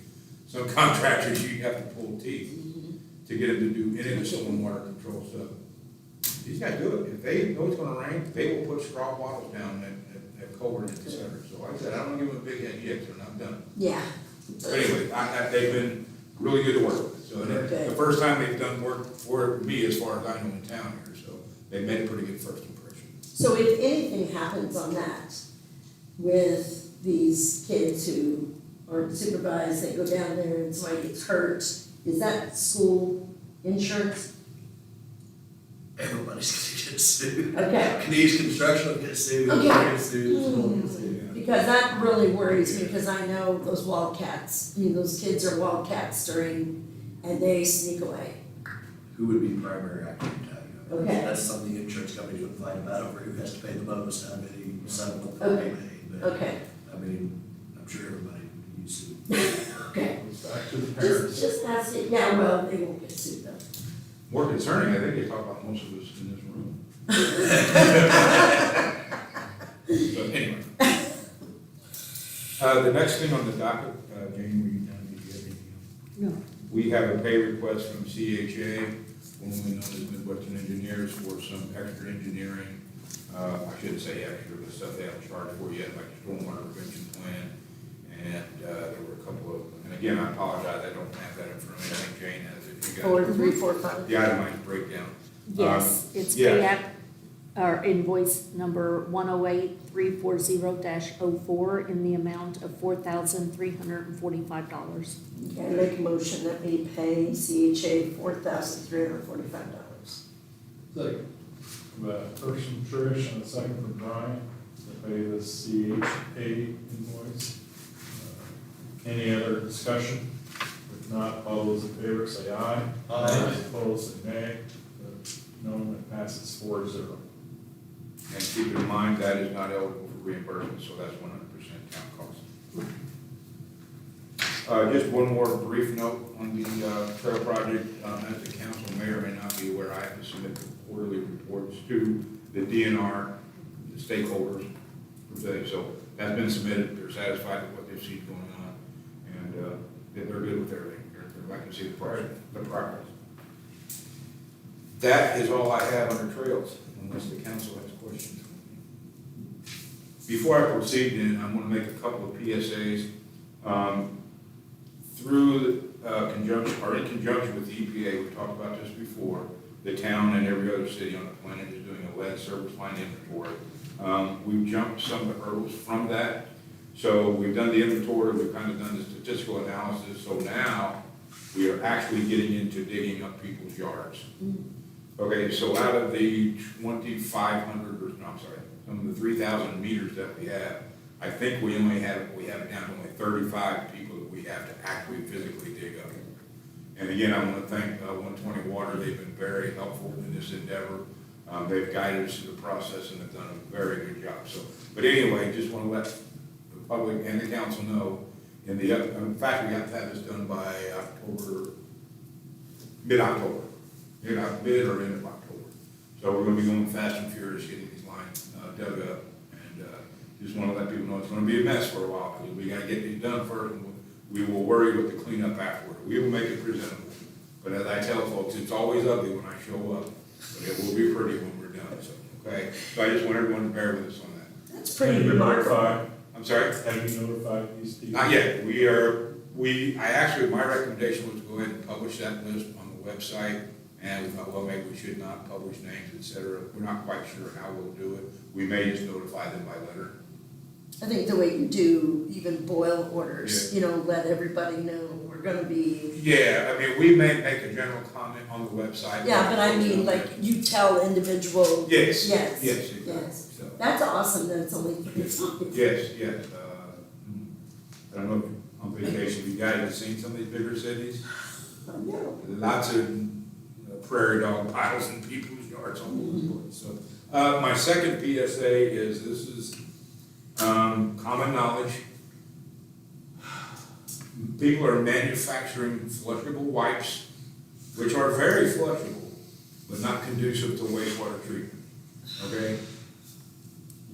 And I am not exaggerating, I'm not trying to be superfluous here, but we are spending tens of thousands of dollars removing wet wipes from our pits, our pumping station. Not only that, pulling pumps, tearing pumps apart, getting them out. So I will be sending a letter out to our folks, mostly commercial, industrial, some government users, regarding this issue. We've done it before. I've sent blast mails out to even subdivisions, and it's helped. In fact, I've done it twice, and we have seen a significant reduction in these wet wipes making it into our sewer system. The second thing is the doggy do bags. Oh, no. You can ask this man, it is They're amazing. flushing out? We have one pump station, we can take a half a dozen 5-gallon buckets full of those little green and black doggy do bags, and they wreak havoc on our pumps as well. Those are just ones that get I'm sorry? not done, or that lives there. Oh, I don't know. Oh, that there, no. It's primarily at lift station 3. Yeah, that three. But some of regular them- lift station, which Some of them make. take a lot of stuff, you know, like Holly Park is one, the State Park, National Park, things like that. So that's the most likely suspect. But all we're asking is that, either use some type of degradable, even better biodegradable, degradable baggage, or toss it in the garbage can. I know my wife, she works at the national park, sometimes people just leave it right there from the pickup. I'm not gonna recommend that or suggest that. I would be burning effigy probably. But anyway, so, just a couple PSAs there. And, you know, you read the nationwide statistics, it's in the billions of dollars that these types of items are costing municipalities, billions of dollars. And it's costing us tens of thousands. Labor, equipment, That's repairs. illogical. Can we ban the sale of those type of things in our town? Don't you? I don't know. You let out that food selling. Oh, you- No, it is absolutely prohibited in the sewer use ordinance. We can ban the use of it, I guess that's the right term. We can show Controlling intent. that, yeah. How are you gonna police whether somebody buys wet wipes at Walmart at Jasper? Yeah. Well, like I said, in the case of subdivision, everybody just gets a letter, and I just ask them, can you please? And typically, we run into it when somebody just bought a house. Yeah. I mean, they will cram them, we've had calls where their lateral was clogged, we didn't make it out of the house. But anyway, that's There's my. no way to know for sure which house or which business. I'm sorry? There's no way to know for sure which. Oh, absolutely not, that's why I said, if Yeah. I get one at a pump station, I know the surface area, the subdivision, they get a letter asking them please to reduce or not flush those. There's really no way to hold them accountable or fine them or anything. No, now, commercial, industrial, that's a little different. Yeah. Now, we have a treatment program, we have, I can't think of the term, the acronym right now, but anyway, we have the ability to levy fines, et cetera, on folks that we can 100% sure approve, for lack of a better term, that they were the one, they were the cause. Yeah. There are prohibitions, things that cause pass-through, things that we can't treat, which would be this. Because in sewer treatment, you either make it settle or make it float, or you treat it biologically, and there's no in between, so. So yeah, if it's not treatable, we can absolutely. And again, if we can discover who it is, if they continue to do it, we can fine them up to $2,500 a day for every data violation. Is there any regulations that we have control over, where we would have like a rotor come in and clean out our lateral from my house to your line? And that company determined what was in it, and they were. Yeah, well, like I'm alluding to, is that we use kid gloves with the residents, we don't come down on the residents as hard as we do the commercial industrial users. Again, everybody gets a letter, and I ask them to either reduce or not use, so. Once it hits the manhole, I mean, that's only if it's caught in somebody's laterals. That's Once right. it hits the manhole, it could be Yeah, anybody. we can- Exactly. Public They're property. gonna come from 4 miles upstream. So that's my two PSAs. Okay. And if we're moving on under the street department, don't know where this is, but I know at one time there was talk of a mountain bike trail in the industrial park Yes. area. In order to get folks in and out, we potentially thought we'd have to redo Boo Road. Okay, so I did have someone give me a budget number, to rehab that. We gotta make the road a little wider, we gotta put some ditches in, we gotta put in a couple culverts and replace a couple culverts. But the 26-27 price for that is just a click south of $400,000. That's for about 3/4 miles of road. But again, it's a full rehab, I mean, there's not much there right now, we try to maintain stone and ditches on Right. everything, but it's the basics right now. Okay, and, two other things, that little section of 600, I think that the customers on that road, or the citizens on that road, have asked that that be gravelled up a little bit better, or, okay. And then the other one is, can you please, although we've talked about this, can you please, for the public's sake, talk about the road that exits the Casper Gate? The one that goes bum. Yeah, that is becoming topical, and I get it. So yeah, I think Tricia's had some conversation with folks, I've had conversation with folks. We are starting to realize that ka-thump, right? Right. And that is just due to the nature of the beast. So, as a concrete road, so anytime you use concrete, you have to cut what they call control joints in it. They're cut widthways across the road. After time, those begin to settle unevenly. Ka-thump. I've talked to several contractors that deal in that, there's no easy fix. You can go in and skim coat it with asphalt, does not last, does not work, from what I'm hearing. The only fix, the best fix, the one and done fix is to rip up the concrete, either put new concrete back or hot mix asphalt. So it's not gonna get much better. Trish is gonna keep getting complaints, I'm gonna keep getting complaints. But again, we have to decide what works within our monetary means, right? So, i.e. budget. So that is probably something we need to be planning for. You do it in phases. Do a fourth for 4 years, do a half in 2 years, or however we can afford to pull it off. You know, I've been paying attention to a lot of roads in southern Indiana, and there are many roads that ba-bum, ba-bum, ba-bum. And this is a short, yes, this is a short ba-bum. So I don't know that it should be a priority, because there are other things that take priority. How long is that section? Because I'm not good at judging. It's over a quarter of a mile, like 3/10 of a mile. Okay, 3/10 of a mile.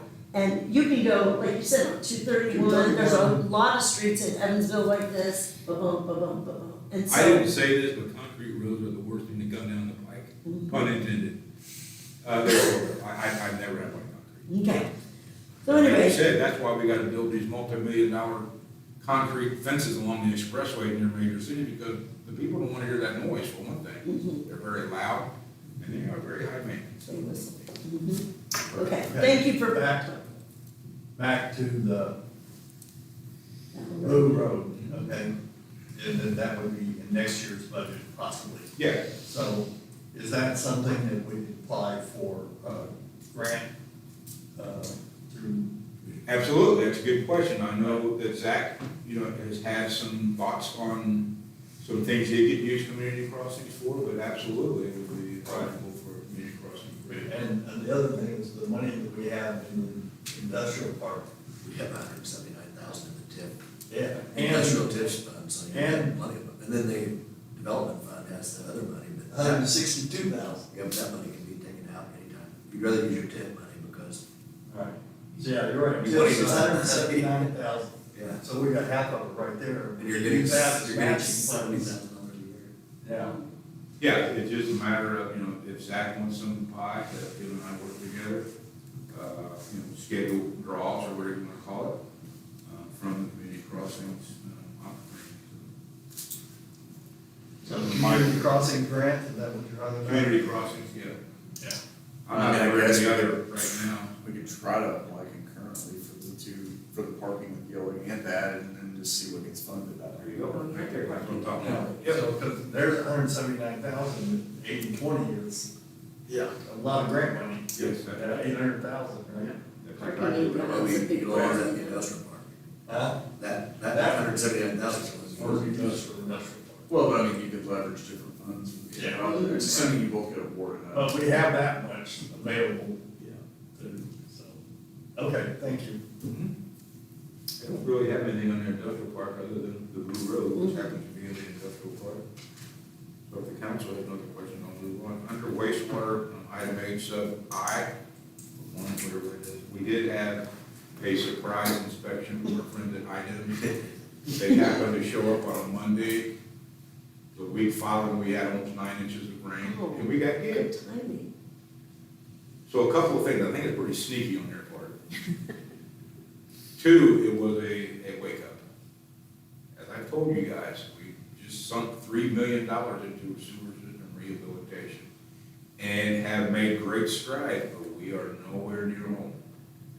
So we're just now getting down to some actual, I can't say empirical, but we're using the best data we have to show what results we've given and what we've gotten so far.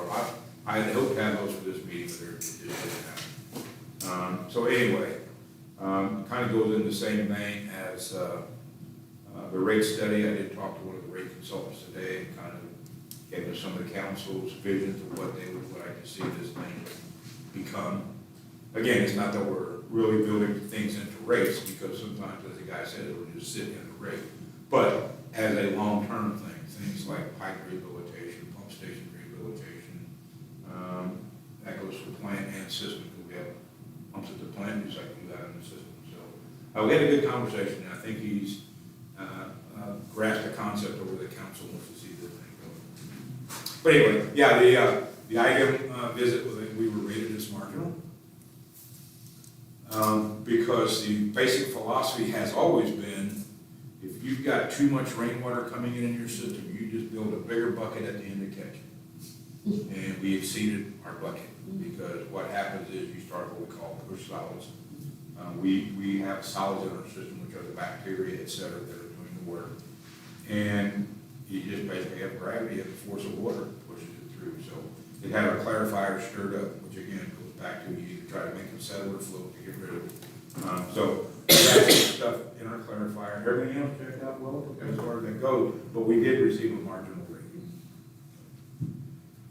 That's all I have. Timing. Yeah. Does that matter? Any questions? Now, does it matter that we are? Is there a monetary penalty? Better than unsatisfactory. Marginal means you better keep your eye on it. Yeah. And they should not ever say it again. Okay. And we're working with that. We, since the early 2000s, we've had what we call a wet weather side stream. It's a big hole that catches excess water that we can't treat right then. Talking with Aaron, he's done some observations of it, and we're probably going to need it dredged so that we can gain more storage capacity. I don't know, I think Tom Goldsberry told me once it has been dredged once, and that was like 40 years ago. And we've just been It's due. deluged with rain. Oh, yeah. It comes, it comes. Oh, yeah, absolutely, yeah. Mhm. That's all I have. Okay. Cool. Report, anything on the report? I did note about the environmental rating, made a couple of comments about the trail project on the road streets actually. And I do have underwater that we had 3 service interruptions, which is a nice way of putting main breaks. One was from the new water line up north. It split the weekend that I was out of town, which is how it happened. We have an inside joke that one of the management team leaves, something catastrophic happened. We had one self-imposed, we were looking for a water main that was probing with a steel probe and poked a hole in it. And then actually the original feed to the town of Santa Claus that goes across the golf course right now ruptured like 2 weeks ago. That's all I have for the report. I do have one item underwater, which gives me great pause. Kevin alluded to it earlier. Tricia's conversations about the signs and the other things, that discourse was great, and that's what we need. What I'm talking about now is the way that the utility service agreements have been changed. I think that was a horrible, horrible mistake by the town council and by the world. We all make mistakes. Hey, trust me, do not examine my life. But I think we did not have normal discourse with the folks that aren't responsible for making the decision, but can help folks that make the decision make better decisions. And what I mean by that is, whenever we decided to take away protections from the town, that for over 20 years have provided us great protection with reference to zoning, with reference to, I think somebody alluded earlier, some folks are getting town benefits with no ties to the town, other than they have agreed to pay water and sewer fees. A lot of this I know is C-ante, all right? You guys have either seen or read this before. I'm just rehashing old stuff. Some of it's anecdotal with a few facts thrown in here and there. So we didn't really have a discourse. In fact, when I tried to have a discourse, I was told that this is how we're going to do it and this is going through. So as an employee, I mean, I don't even live in town, but I treat this job like I do live in town. I respect what previous town councils have done. I respect what you guys do to protect the integrity of this town. Some of that's been lost. Like I said, as a manager of the town, laser focused. If it's good for the town, it's good for everybody. If it's not, we'll consider something else. So we didn't have that discourse. And I was really kind of going to let this pass. As you guys remember, I was not at the June meeting. but I reviewed it on the video and I was pretty sad at what I saw. I think you guys were given specious arguments. I think there was some bullying, I think there was some political flim-flammery going on, and I just don't think we made a sound decision. So, either appointed or elected our first or hired. Our first thought should be what protects the town.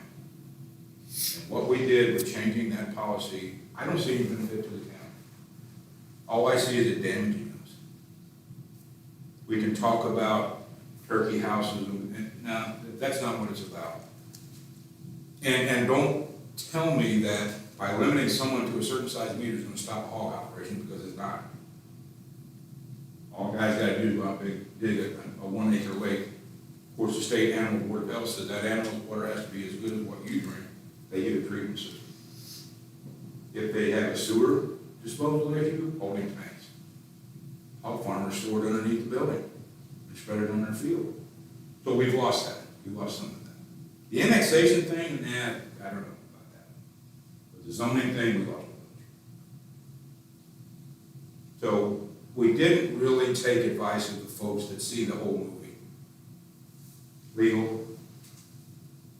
As far as I know, no one on the planning and zoning committee was consulted. I don't think the zoning administrator, that's not a way to do business. You know, there's an old adage that I think we all remember from civics class.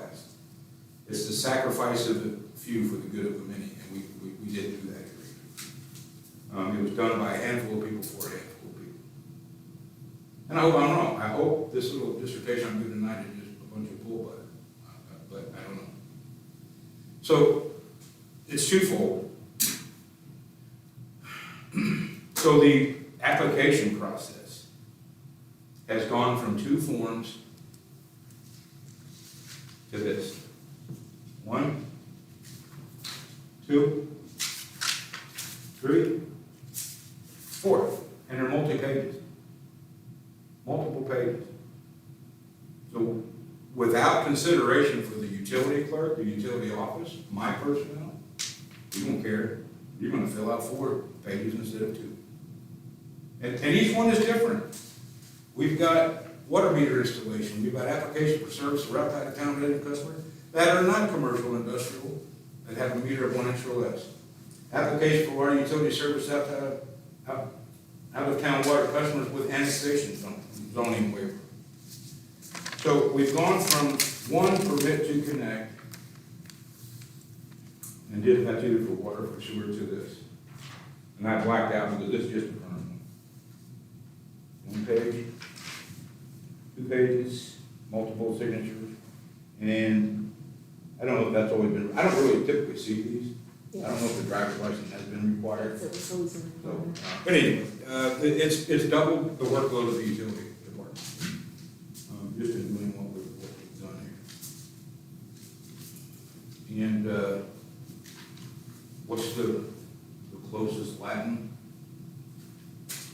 Like done deal? I mean, I know this is a done deal. Fati accompli or whatever, you should know that, right? I think it's actually French, but anyway. Nothing's ever a done deal. Thank you for that. Now, that's Nothing is ever a done deal. You know, I know we've talked about the sunset rule, and, you know, just like the analogy that I use. Well, I decide not to plant soybeans because it's gonna rain. Guess what? I don't plant soybeans and it doesn't rain. I've lost another day of my crop growing. So you're exactly right. We can't bank on that. So that's my rant. I don't think we need any discourse on it, because that's just kind of my opinion. But I don't think we did the town or the residents any favors by doing what we did. So what's your recommendation? Try to eliminate some of those farm trucks? Oh, I would definitely like to look at eliminating some of these forms. And again, I've worked with Jane and Kevin as well to see what we have. I know some of that stuff is required information, and don't get me wrong, updating these forms probably was not a bad idea. But we did need to add several pages. Okay. So the original form was for both utilities. It was a single form. Russ did not have to sign off on it. We get a ton of these at a time.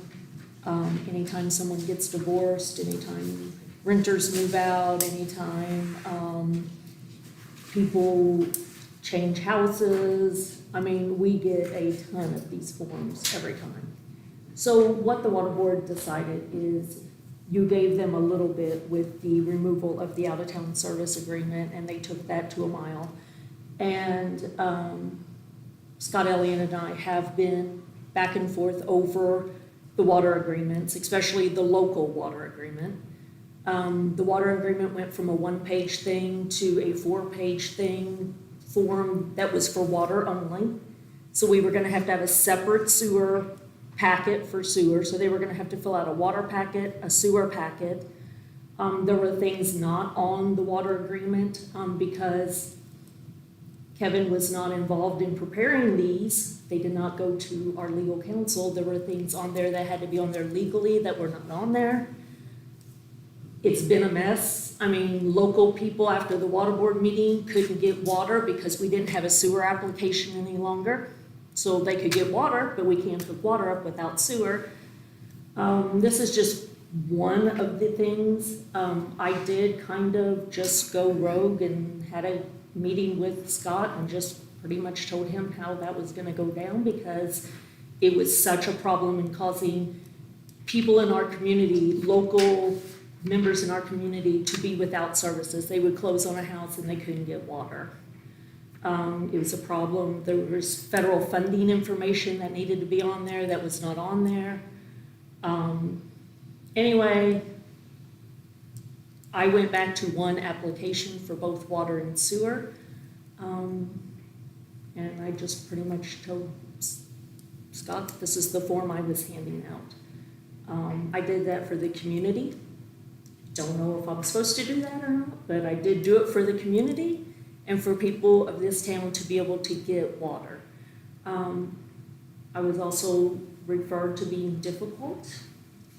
And that's fine. I'm proud to be difficult in this situation. I don't have a problem being called difficult because the people need to be able to come into the office, fill a form out, go to closing, and get water. I mean, it's becoming such a difficult process. It was never even an issue before. We had a perfectly good form that passed every audit. We've never had issues like this before, and it's a problem. And it's a problem, and it's because decisions were made prior to forms being in place. Kevin asked to hold off until proper forms were put in place. That did not happen. People in this community are suffering. I mean, they are. So I have devised my own form. I have given a copy of it to Russ. I have given a copy of it to Elliot. Elliot is fine with the form that I have devised, and that is what I'm handing out.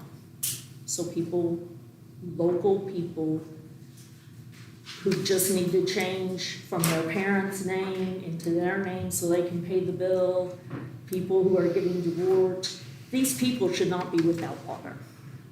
I mean, they shouldn't. I mean, this was never a problem for local people. It was a problem for removing the language for annexation and for zoning, not for people who are within town limits who just need to get water transferred over because maybe their parents died. They just need to provide a death certificate, get the bills put in their names. Like, we've created a whole huge can of worms.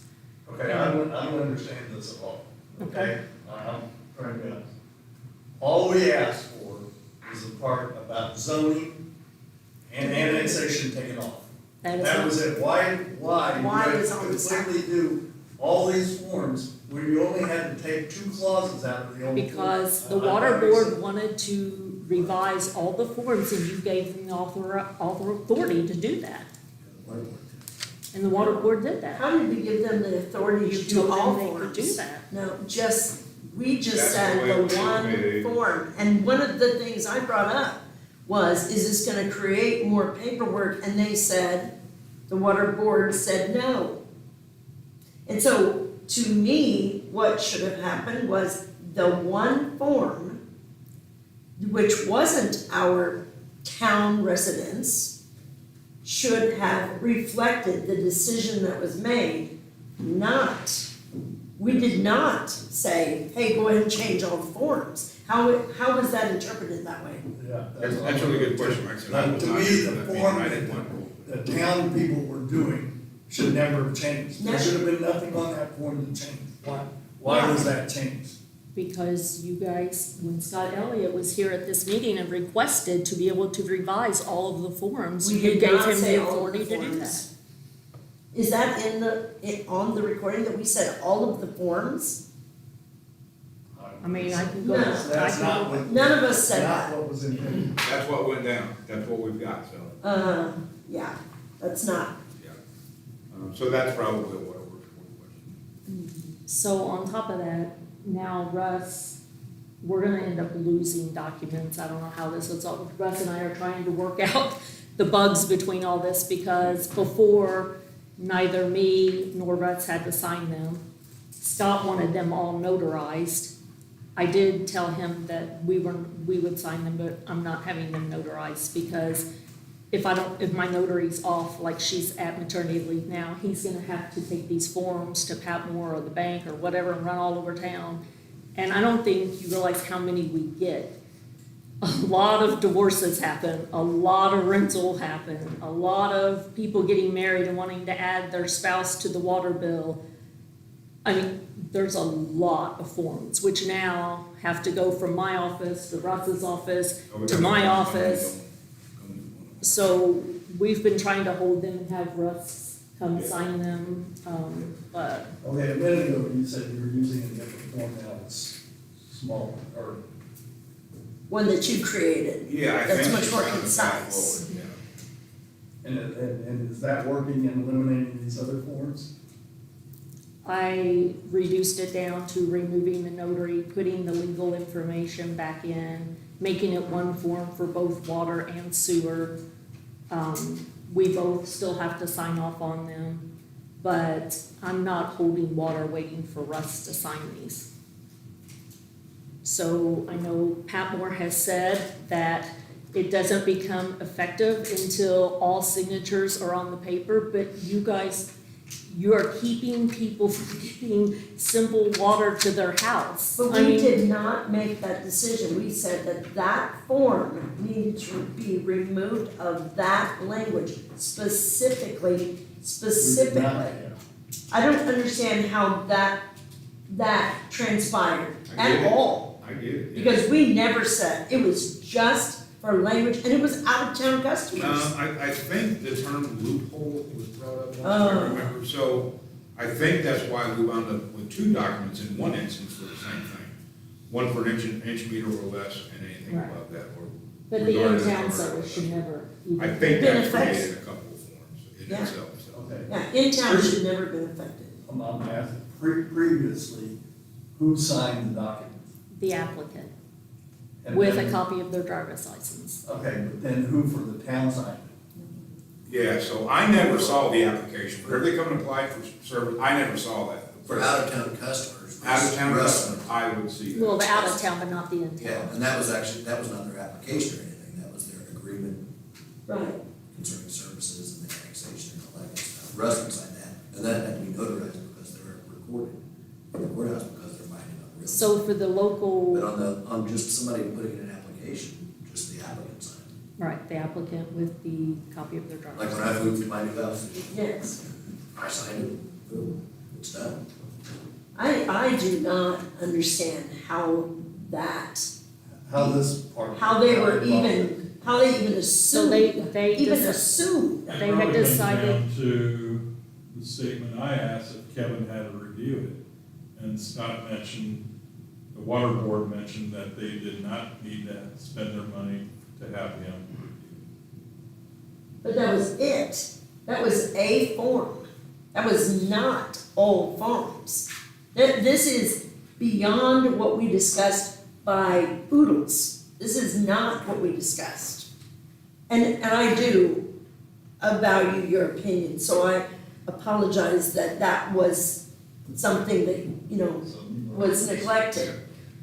But this multiple form thing had nothing to do with any of our discussion at that meeting. It was only the exterior customers, exterior of town.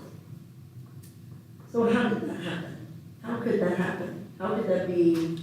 I mean, they are an autonomous board, they have the authority to make their own documents. I mean, they can make their own application form and stuff to get the information but they should be consulting with Russ and Jane about what information is actually required and why. And I mean, they did ask, I don't know why they're both required to sign it. I mean, the explanation that's given me is just to acknowledge that they've seen it. Why? It doesn't really make any sense why they have to sign off on it.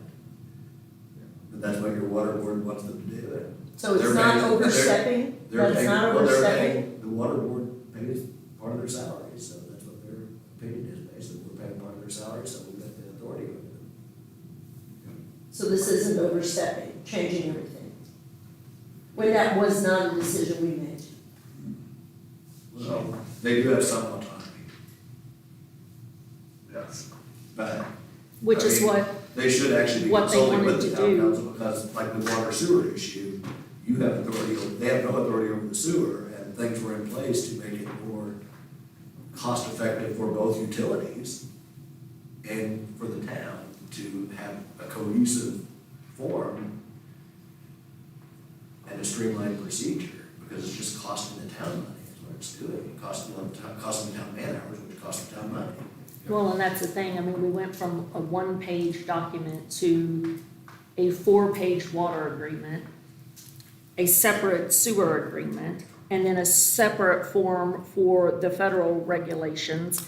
I mean, that's more paper out of everyone's budget, that's more ink on the copier, that's more storage, we're already having a storage issue. So I went from storing one form to storing a packet of 10 forms to accomplish the same thing that the one form did and did flawlessly. We've never had a problem in our audits with that one form. I mean, Okay. So now you've consolidated that I've consolidated it down to, to? is it 2 pages now? Yeah, 2 pages. well, basically, one page is the copy of the person's driver's license. Right. Right. Right. Simply, I remember. Which is what, which will work, correct? Well, I don't even know if I'm supposed to, that's the problem. I might be getting myself in trouble It wasn't there, broke but before, so you know how I felt about James. That's right. You tried to fix Well- something which was not broken for one person, is what you did. We've had 20 years and nobody's ever, For out-of-town clients? It is 2 sheets, 2 pages. which are not interested. Yes, I know. But they're still customers of our water, correct? They know, only if, well, they are if they want, I mean, Right. that's what you're offering them the service, but you're giving them better benefits than Santa Claus. Let's move You're- on. We know, we had that from the last meeting. Is there any action that can be taken on this? What do you mean? Yeah, well, On, Well, James does. she's got, you've got. James doing it. 2 pages now, right? yeah, but I still don't think me and Russ You should asked the sign it landlord because for- legal counsel is saying people do not get water until all 3 signatures are on this I don't application. know, I mean. And so that's still technically legally holding people up from getting water because if he's Puts it back. not in the office to sign it right then and there, whatever, I mean, that's coming from legal counsel saying that. So yes, it's still technically, Are Morrison's gonna, I'm sorry? have Morrison's got their permit already? Oh, yeah, they have water. Yeah, so you did it for one, you can't really do anything to change it back, because then it's for one person, you did it, and you put it back, that just screams. I don't know if we can enforce the past 20 years or 50 years. That's questionable too, so Okay, but- do we have so to my have all the next question, signatures? Can you live with the 2 form, the 2 page? As long as so many signatures don't have to take I place would before prefer, our us- customers I would have. prefer the signatures be removed. Right, no The signatures. signatures there. Well, I think we've got a lot of moving parts to this thing. You know, water and sewer are gonna be different, but you can essentially take what I showed tonight and multiply it by 2. I think we should just go back to the in-town form that Yes. we had That's before, what I that That's what I'm was nothing advocating. wrong with it. Yeah. Okay. Do we have That's the my power to personal- do that? Do we have the power to go back to our original in-town forms? You're going against somebody that The board that you. You mean just the We application? did not give them control over We in-town did, decisions. The water utility, they have, they have control over the water. I mean, you Right. control over the budget, you have control over their budget, but other than that, as far as how the water utility operates, they're pretty much autonomous. There, right. Now, you do have the issue that, I mean, they share employees, they share equipment, all that good stuff, so there's, I mean, that's the problem, is you do have a bifurcated with the waterworks department. The problem is, it is autonomous, but, as I said, you control the sewer utility, and so they don't have complete say over what Russ really does from day to day, because he's got other duties to you as governing the street department and governing the sewer. But as far as the forms that the water utility uses, I think they can use whatever forms they want, as long as, I mean, if you instruct them that, like the things that were included in the agreement previously, if you tell them, we want these in any agreements, they would have an obligation to do that. I make a Well, motion then, that we As far revert, as their internal forms, because they had to make alterations, so I think they just took it upon themselves because you told them to make alterations to the forms. to one, Yeah, yes. to one.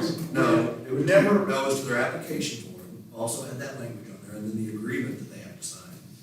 Which, did Morrison never sign one? I'm sorry? Yes. Morrison No. never- They never signed, they never required Only for exterior customers, customers that were not town customers. That was the whole so discussion. they were allowed to connect to our water without any agreement whatsoever. Who was? Morrison's, why? Because you all allowed it. You. No, we said a new form for Well, exterior.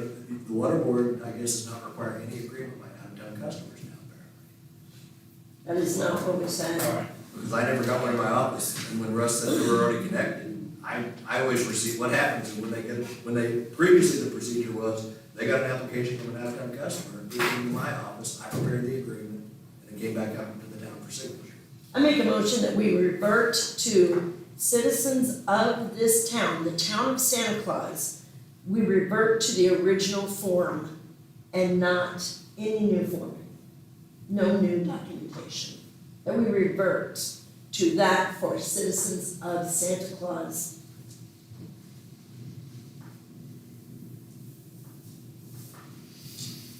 You instruct the water board. We instruct the water board to revert to citizens of the town of Santa Claus to have that original form that we had before.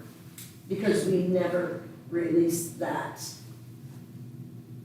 No, but I asked that question the day when we did this. Yep. And I was under the assumption that we were going to continue to use the form for the town residents, the people who lived in town Santa Claus, that form wouldn't change. And the only thing that would change was the annexation and zoning part of the other agreement, which That's was right. taken out.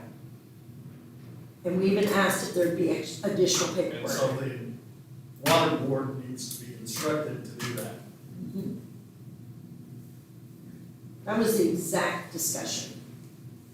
So we have a first, do we have a second? Second, Any other discussion? I think we should ask for our legal opinion on this before we take a vote. Whether the form should be inspected by our town clerk, Russ, with the water side of it, and our attorney for approval for the new form or the old form that was back in agreement. Well, I don't know whether you're requiring an agreement for out-of-town customers anymore. Yes, we said that they haven't, They didn't require it for the Morrisons. well, we said they need one with that language removed. They That was removed the discussed. agreement on that. The agreement is only for 1-inch meter or greater. Then there is a water agreement that is filed with the recorder's office through Kevin Patmore.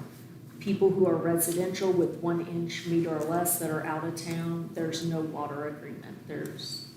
but there should be a water agreement. There's nothing filed That with was the the only board. thing we asked for. Yeah, That was 'cause all we form- asked for. Form 104 on the second page says, applicant agrees to sign the town of Santa Claus out-of-town water agreement, which includes an annexation and zoning waiver. Yeah, so all we really had to do was take off the last paragraph.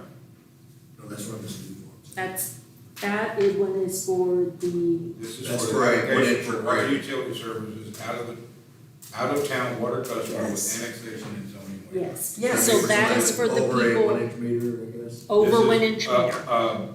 1 inch or less. Oh. 1 inch or over means you can go 1.5 inch, 2 for. Well, then they're not requiring, you're not requiring any agreement from That's us, true. or less than an inch, right? Right. No, we are, and agree, No, we have to Kevin's have right. a lot of the service. Kevin's right. You're right. I mean, yeah, but it does say they're full design. Well, Yes. Right here. I don't know. I don't know either. They're not broke. All we asked was to take that language out of if customers outside of the town. This motion that we just made, and not seconded, is to instruct the water board to follow the rules or the suggestions that we made during the last. Yeah, I'm surprised that it's even possible, legally possible, that they changed all the forms. We did not discuss that whatsoever. We didn't say they didn't have to sign, you just said remove the zoning language. We sort of discussed it in the meeting because I brought up the comment that we should have all reports approved by the town attorney, the clerk, And I am on and that. and that's what we agreed on, so. Okay. But But it didn't, but that was after the motion. That you guys approved the switch of those documents. only, no, that's Yes, document. You voted That's you voted for removing the annexation From- and the zoning. Yes, And I brought that up as a comment and it went by the wayside. Well, I have to say that I would assume we wouldn't have never come up with anything we didn't have Kevin review. I would have expected you to review. That was brought up in this meeting, and it was also brought up in the water board meeting, both. And it was decided that Kevin did not need to be involved with reviewing the documents. And because of that, We the have documents, authority to tell them to do that, right? Well, the question is, Maybe some discourse. if they don't do it, would it be cause to remove them as a board member? I mean, that would be the question. Because they do have, like I said, they have some autonomy, but you can remove them for cause. Right. And for them to disregard an instruction from you, setting policy for the town, could be deemed to be for cause for removal. yes, it could. I'm not saying whether it would or would not. Because that's one of those concrete phrases in the law, for cause.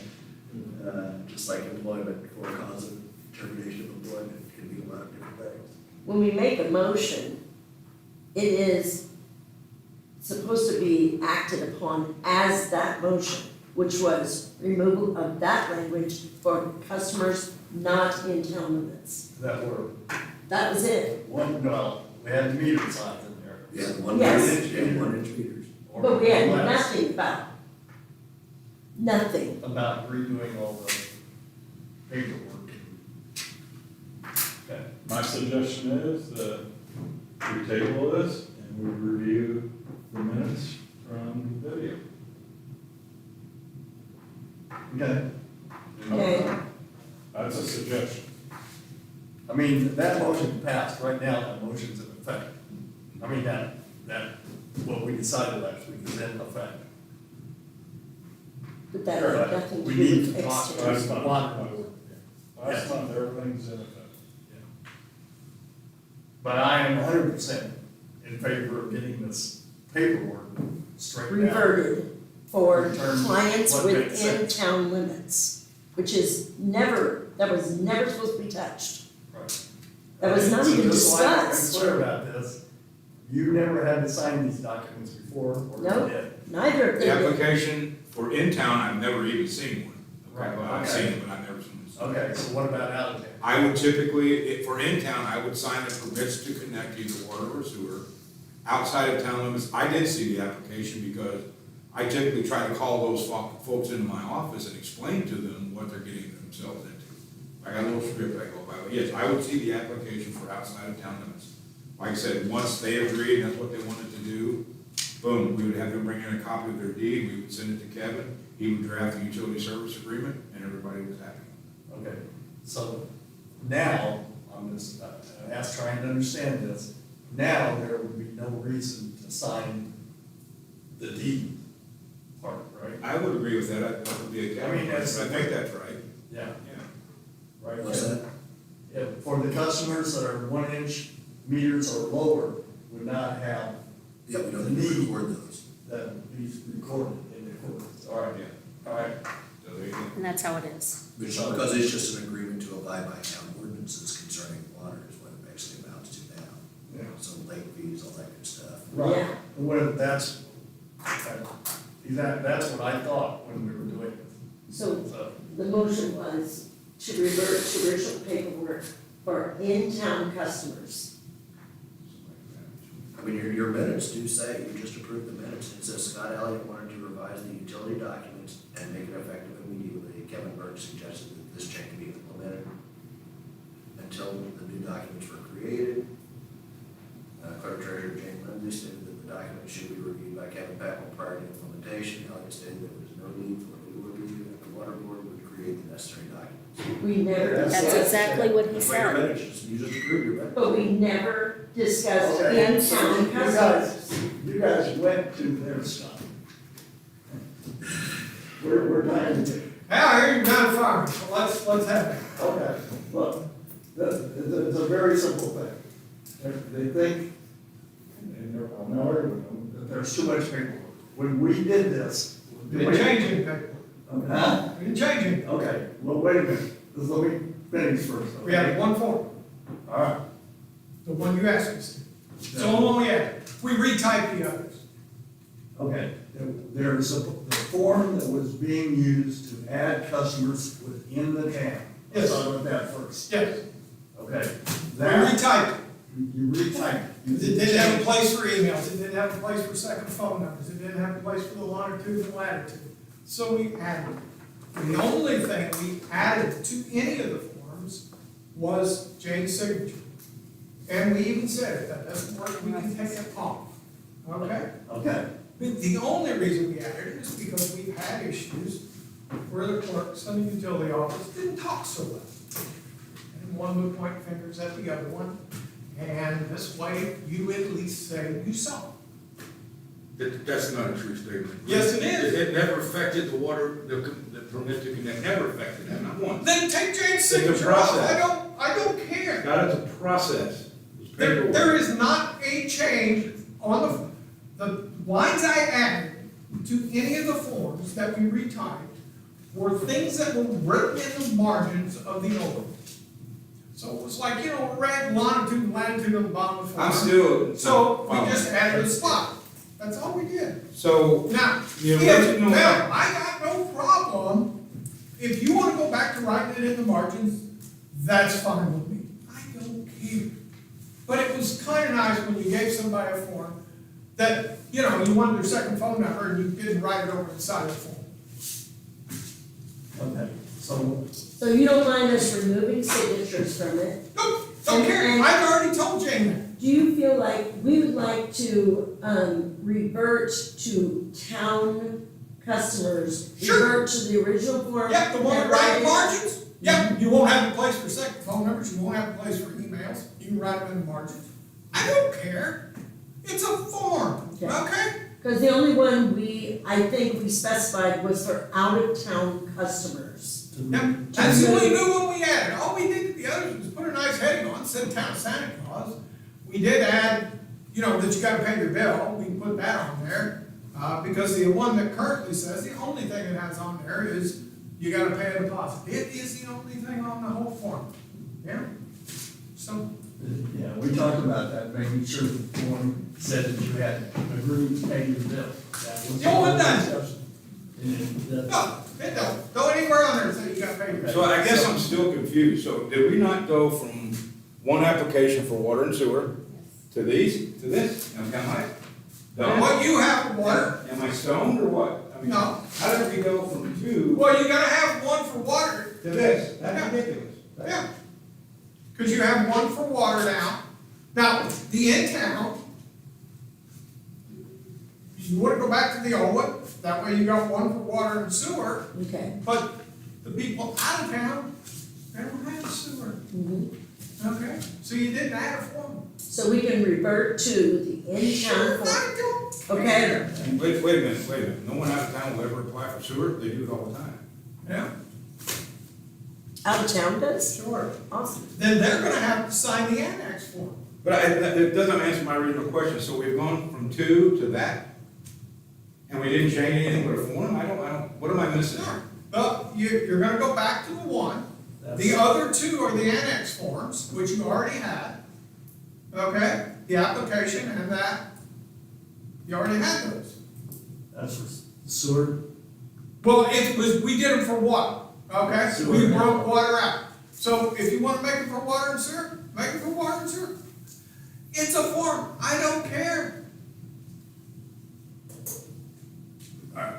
So what is your So all you policy? had to do was ask, and we would've You said changed it. you came up with a form. Yes, after talking with Scott, we took off the notaries, I could put the sewer back onto the one application Yep. and, Last made a few other conversation I had, changes, we'd there were already some changed all federal this. things in there, and then we added that.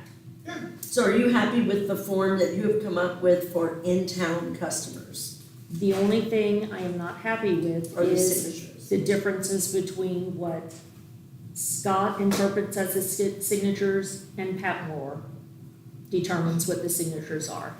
After speaking with Kevin, which I trust his legal advice, he thinks that the application is not implemented or complete until all 3 signatures are on there, which is gonna delay water.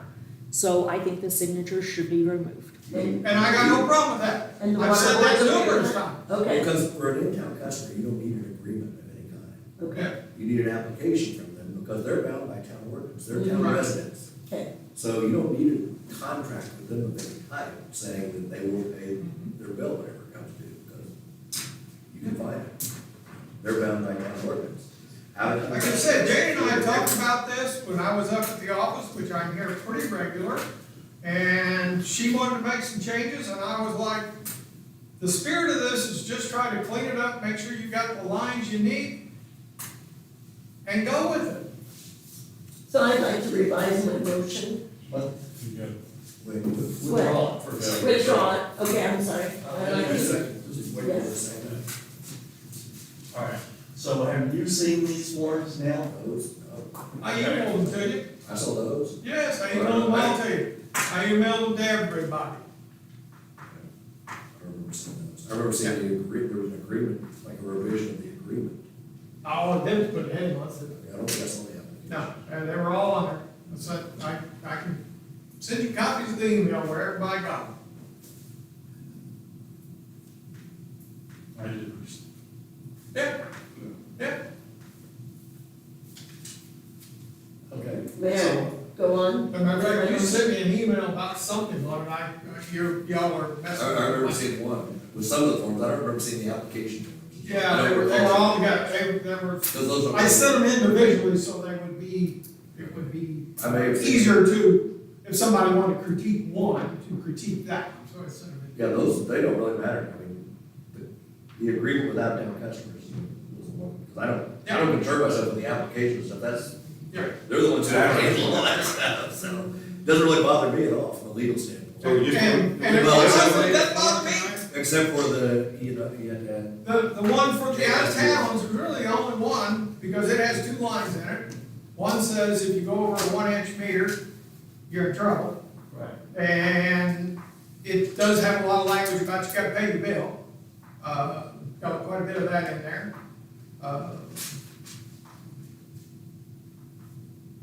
That's, but others, I don't care. Neither does this water board. Did you get that? Okay? Like I said, that's what I would told Jane when she was going through them. I said, use them for a week, and she did, and she made some changes, and I was, great. I call them procedural changes, you gotta change something or do something, fine. So you have that form now, right? Yes, the one she made, Yes. but we're going to, may I make a motion? I would like to make a motion. I did, I withdrew. Okay. I- Well, you guys withdraw. Okay, I'm sorry, you just did, you withdrew a second. Okay, I make a motion that we use the form created by the clerk treasurer, lest the signatures, they get removed. So what signature? I'm sorry, signatures of, You want to take the the clerk clerk. treasurer, the water, yeah, superintendent, and who else was on there? Just those two. Okay. Yeah. Was that it, those two signatures? Okay, I say remove those signatures and use the form created by the clerk treasurer. Okay, I would like to have that form. Part of this is that Kevin reviews the form. Yeah, let me see the. Okay, and that. Jane will have to review. Jane has it. And the form is seen by the attorney. Okay, then I second Okay, first and second on this form. Any other discussion? All those in favor say aye. Aye. All those opposed say nay. Be none, passes 4-0. that. All right. So we have this settled now? So what about the other form? Before we let Scott go, and before we drop this, the other forms that apply only to customers, would it just be customers, or would it be, So I think we need to make two distinctions here. One is for in-town service. that's right, Which they're only going to apply for that. They That's didn't right. have Any kind of agreement. that's right, that's done. The other is for outside of town. Right. Customers, which will, A, be 1 inch meter or less, and with an annexation waiver and zoning waiver, if I understood that correctly. Yes, And then there is one, I suppose, for commercial industrial guys that will use Right. meters larger than 1 inch that will require yes. a Yes. Which is the same one you had before, it's the application, you have to do an application on that one, I and think, then, I think you're gonna do it, you should take that out too. I mean, you're just creating unnecessary work for your utility workers right there. Because it doesn't matter whether they got a 1 inch line or less than 1 inch line. It really I does. mean, It really because, does matter.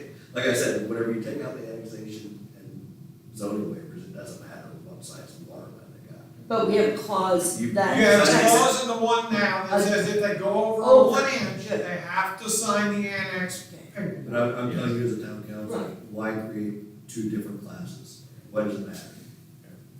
And the only reason we did it, because you were having, worried about the turkey barns, in which, Or you know, is- turkey barn wouldn't have All they have to a, do is put in 21 inch meters on that one piece of property and. and I mean, there's lots of ways for them to get around. There's lots of ways to it. get around, so why make a differentiation? If I Because wanna- they- If I wanna get around your ordinance with the meter size, I can do it. Yeah, well, and they can get around it by putting the meter on a property other than where the turkey house sits. So I'm just. I mean, that's what we, It that's does make sense. currently, the two of the three we have, that's exactly what they did. One of the meters for a turkey house sits right behind the plant. One of them, I think one of them might even sit in town for the one over here. Okay. Yeah, So, we've gotten this straight, except for the thing that Kevin just brought up. I would suggest that we talk about that at our next council meeting when Jason Little is here. So- yeah, there's no hurry to change it. I I'm mean, just saying, it doesn't make any sense, you're just creating more, Okay. because eventually somebody's gonna get one form for the wrong person, and then there's, somebody's gonna be coming complaining to you all. You want to talk about Yeah. that? I'll come to next. It just doesn't make any sense, this whole 1 inch or less, I said this at your last meeting, but it doesn't make sense to have two different forms. Okay. For two different property owners, just, you've already got rid of the annexation and zoning control requirements. For anybody outside of town, so you might as well, I mean, there's no reason to do it for some people and not for others. Which I think is great. for the He's long talking term about environment. zoning, so, and I know we dropped the zoning, but why wouldn't we want to incorporate a clause that would, I mean, at least make them try to find another way around it. Just for people with a 1 inch line or bigger? What, Or I bigger mean, than a 1 inch line. why does it matter? What size water line they put on that piece of property? Well, and the only reason we did it was because you were concerned about the confined feet. And a confined feed lot is not gonna run off a winch. But that also doesn't mean they couldn't dig an acre away and pump water up. Like I said, Yeah, the that's animal what, board of health only said that that animal's water has to be as good as the water you drink. They could buy a water treatment system and and the 20,000 turkeys. yeah, the one guy, you know, that has the line that runs east of, the meter sets up behind the water plant, and his turkey house is, the reason he ran the line was his pond was giving him trouble, so he ran the line, but he set the meter, it's literally 100 yards behind the water plant. So, But thank you all for indulging me. I hope I got the discourse started tonight anyway. I think that's important. I don't think we should be keeping our own counsel, so to speak. I used to do that, and that's not a good business model. Okay? Take other people's input. Thank you. So, the next step, So our customers in town are now taken care of. The next step is for us to continue the discourse concerning this, The 1 inch or less. this line potential. yeah, the larger one. I think we should wait to talk about that when Jason is here. But you still have the thing, the sign for anybody outside of town right now. Right, I have two. Those, One for 1 inch meter or less, and one for more than a 1 inch meter. The one with the more than 1 inch meter has the zoning and the right, annexation wording in it, has to go to Kevin, has to be recorded at the courthouse. right. The 1 inch meter or less does not go to Kevin, Right. does not get recorded at the courthouse, Right. and does not have an agreement. That's It what- just has a, like an application. No, you should have an Or- agreement too. Well, it doesn't have the legal agreement that goes to you and has to go to the courthouse. It doesn't. It does not But it have. still should have an agreement, it just. Yes, it has an agreement. Without the annexation Yes. and zoning. It has everything, I copied everything. That's why I asked, I no, copied did everything. Morrison sign anything other than the application where they got In the water? water permit. So that's all they signed was the permit? Yeah, they didn't sign an agreement? Okay. So you have enough to work with to get people now to get their water when they come in and ask for it. I've been doing it all along. Right. But I mean, now you have the back paperwork back there. So that I think we have this solved, except for what Kevin brought up. And I would like to hold that over if everybody else has agreement or not, until Jason Williams here. We'll discuss that. okay. One quick question. Do we need to get that agreement signed by the Morrisons? You can't. I can't. They're already connected to the water. Okay. You can't shut them off. It's connected, so. Okay. Okay, we put that on the agenda for next month. Yep. In the meantime, those forms require how many signatures, Jane? None applicants only. Okay, next thing we got is trash burning. This was brought up a couple months ago, and it just got put in the bottom of my stack. Jane sent this to me, I think somebody, one of our officers or somebody found it. Yes. Right, thanks for coming. That we might consider you passing a similar ordinance here in town for trash burning. I just brought it back up because it was brought up several months ago in my stack, turning into coal. I don't recommend you do it. I mean, there's actually a couple ways you can do it. I don't know that it's that big of a problem. Your town marshal might have some view on how many reports of illegal trash burning we have in town, but you know, you can actually leave up, we have a solid waste management board, that's what this gives them the authority to do.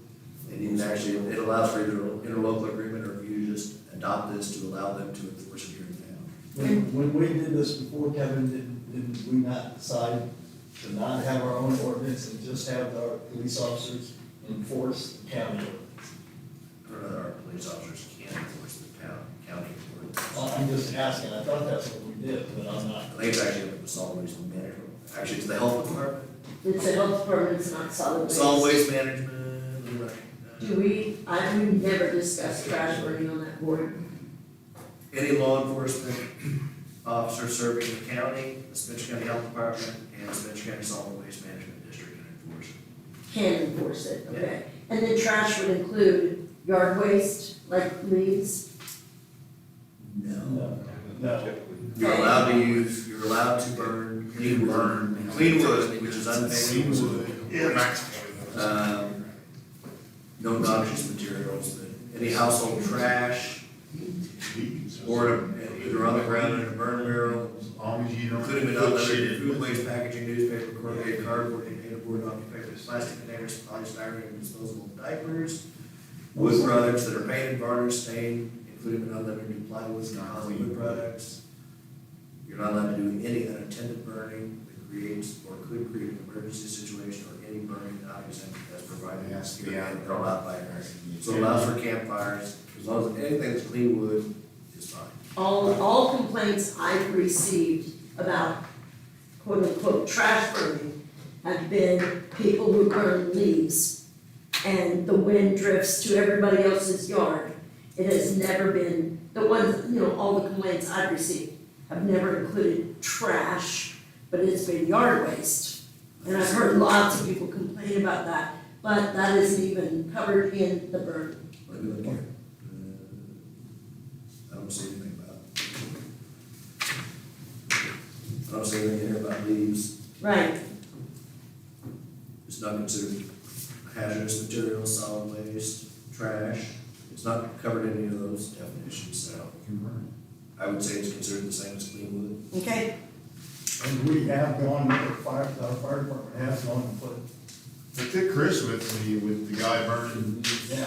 the limbs back here on the dump road. yeah, He was smoking people out in the village. I was getting complaints. So I called Chris and James. We went over and men put it out. He did it. So Yeah, I mean, I So- know we have. did he have to put it out?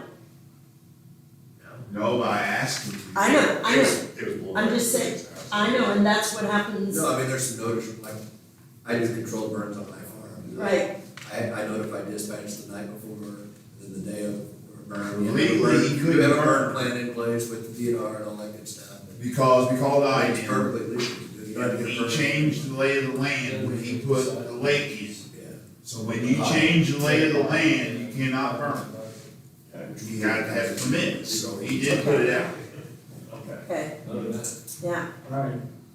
Okay, so when people say this, I'm gonna say, according to our burn ordinance, people may burn, Well, we don't have. We don't the town does not have- we don't have The one. question Town is, does not have burn ordinance. okay, there's two ways to go about this. Okay. You can either pass an ordinance which simply adopts the county Mhm. plan to allow them to enforce it, or you can enter into an interlocal agreement to allow them to do it. That's up to you guys. to enforce it, the county. To allow the county enforce to enforce the county ordinance within the town, it. Okay, so, we need to make a decision on that, yes. okay, If you want anybody to be fined inside the town, which, like I said, I don't know that it's that big of a problem. it is, it's I leaks. mean, do we have any problems with people burning trash? Just allows. We don't have people burning, Yeah, I know. people are putting a 55-gallon drum out with a burn barrel like they do in the Yeah. country. No, That's what this is mainly aimed at, is people who are burning in burn barrels and stuff like they do out, like I did growing up. That's what we do with our Right. trash. that's good, So- yeah, But I don't think in Santa Claus we have a big issue with people that open burning Yeah. Just a couple here and there. that I've seen. Yeah. so, If we had somebody in the village doing that, we could call the county officer or something. only if we we have to do it interlocal, That's the question. is Yeah. Would they? I don't. But they can under this if you pass an ordinance which And- basically adopts their ordinance or Right. enter into an interlocal agreement. The problem is, of course, it's not. I mean, the easiest thing would be just to adopt their ordinance, right? Yeah, well, except for I don't like some of it, but it's got some conflicts in it because like it says a class B violation, you pay a fine of $100, except it's provided in 12.5B, and then 12.5B says, if you commit a class B violation, you can be fined $250, not greater than $1,000 per violation. So I'm like, which one does apply in that situation? Is it $100 or is it exactly which one it is. The real question is this even an issue? That's what I don't think it is. It's not an issue. Well, I think we need to make a decision though, if we're gonna follow the county ordinance or if we're gonna make an interlocal agreement. If you want it enforced at all. I mean, if it's not a problem, Bring it up, yeah. But will it become a problem? Remember well, then that's, you can pass an ordinance, that if it becomes a problem, then you can pass an ordinance, but I don't see people Burning trash. suddenly burning lots of trash. And, I mean, if you have an isolated incident, big deal, so they escaped $100 fine. Well, actually, the first offense, you don't get any fine at all anyway, so you tell them to stop. I mean, that's the first offense, unless it's something that's like. is so that dangerous. means, Chris, you would have to, I mean, you'll have to have the county policy and enforce it here. If you adopted it as a Santa Claus ordinance or had the word in your agreement, but I don't think the county would come into the village, That's what I mean, I think we need to, issue a citation on the county ordinance. I think we need to cover it because we always say, well, people could do this, people could do this, people could do this. Well, people could decide to burn trash, so I think we need to either make it, we adopt the counties or we make it interlocal. Because people could. Well, would you wanna draw something up on your own? Because I mean, with all the people, with the leaf pickup in the village, it should be a problem, but some people can just fill their ditch full of leaves and I know, down. and burn them. Well, they don't burn, but they just do the job. Yeah, but then they can burn them, and then they can smoke and everything, so if that's, But it's legal to burn leaves, right? You can make it. you can make it work, you can burn. Oh, we can change it to make it. Well, you can, I mean, you can pass your own ordinance that says something different than what this is. I'm about to make a PSA video this fall and show people how to mulch your leaves properly. Yes. We mulch. So recommendation by people could do It this. says this ordinance shall apply to the entirety of Spencer County, Indiana. Enforcement shall include incorporated cities and towns that adopt this ordinance unless such area is currently enforcing a more stringent ordinance. And then right below it says incorporated cities and towns without a burn ordinance may enter into an interlocal agreement with the solid waste management district to delineate enforcement and investigation procedures. So it's one or the other, I guess. Yeah. So what's the easiest, Kevin? What's the best? If they've got an interlocal agreement that they've used with other municipalities, which they probably do, because Yeah. some of the municipalities in this county are known for having open burning. So they may have an interlocal. Let me talk to solid waste and see what they have as far as if they've got a standard form that the county attorney's prepared for interlocal agreements for this nature. And do we need to add language about HOAs since that is not specified? Go into the town. I guess. Okay, okay. Well, I never You've got know what authority- power you've we got have. authority over that. Okay. so Okay, I'm not sure if the covenants restrictions allow it. okay. I'll talk to the solid waste management and just see if they've got a standard agreement that they've used for other municipalities that have adopted this. Okay, Because it's been around since 2005. yeah. I would assume that we were covered by it, but, But yeah, I mean, technically, it's, We would, yeah. we have to do one or the other. We gotta adopt it. so if somebody says, those people are burning leaves, They I can say They can. that that is permissible Under the county ordinance. under the county ordinance. And the town Okay, does not have. that's what I'll say. ordinance which that's what I'll say. Because that's the complaint that I always get. There's smoke is coming over in our yard. Keeps the mosquitoes away. That's all I got for you this month. Okay. Boy, is the fund report, is that the first taxes that came in? First Yes, round of taxes came in? yes, we got them in June. I don't know if y'all know this. Yeah, I'm gonna say, never looked at it. I was just looking at the TIF funds, how much we got this year, it's substantially higher than last year. Yes. Or did we just Like get? 100,000, I Huh? mean, I was just No, looking we're at the coming numbers. to it now. If you double this, I don't know what happened, but if you double this, that we got for the TIF A and C district, last year we received 367,917. This year we'll get 482,000 in our A and C TIF. On the industrial, last year we got 62,000, this year we'll get 75,000. That jumps substantially on the TIF records. I think it has something to do with the way the legislature altered property taxes, commercial property. It's personal Around property. personal Okay, let's move on to vouchers.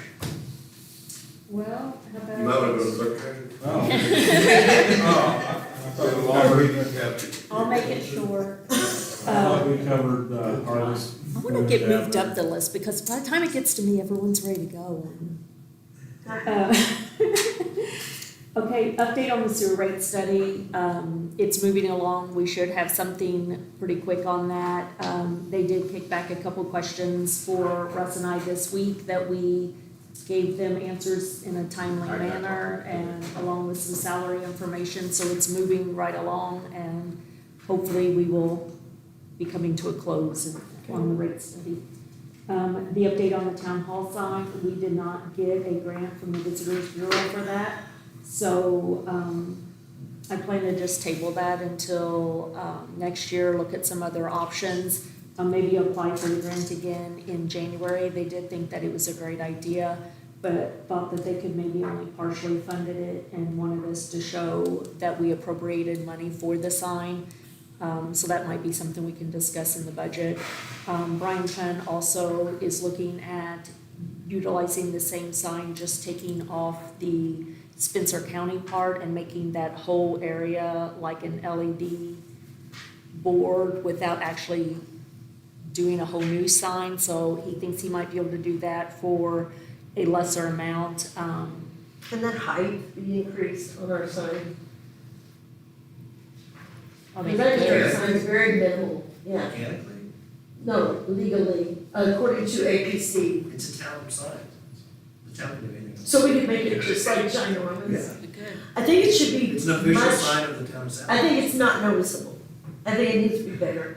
I Okay. think it needs to. So then we might not wanna do And that not part huge, and just. not, Well, the town can put up, I mean, it's an we official should put sign up of like the a town of South. billboard.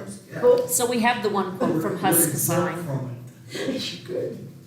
We do have the one quote from Husk Sign. We can get a couple more quotes and see if we can Please. get a more reasonable More price and then substantial. decide if we wanna reapply for the grant or just put it in the budget for next year. So that's where that's at. The budget meeting date, we need to set a date, so I can be notifying all of the department heads a date and time. We were looking at the calendar and I have, Looking at the 22nd of July, just write down. July 23rd, Okay. August 5th, or August 6th. I want to make a comment before we do this. I think we're going to need 2 dates, because there's a lot of stuff on this that I want to go through in this fund report that may take quite a while before we start on other people's budgets. Oh, you wanna meet before we meet with the department heads? Yes. To go over the amounts of money that are on this thing, in some of these funds, and really talk about this before we,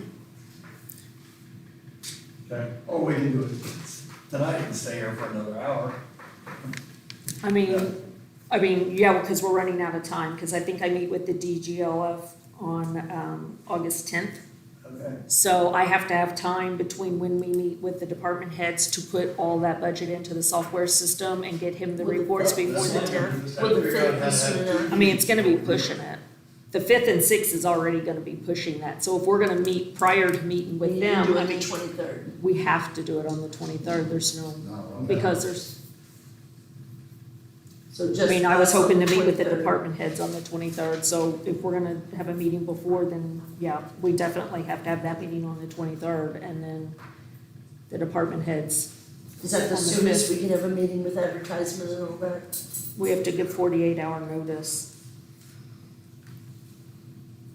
So, no, I mean, we could do So we it could do at the the end of this week, we could do it That'd be beginning this of, evening. Oh, yeah, I'm sorry. I forgot about that. I never use any of that. I wish I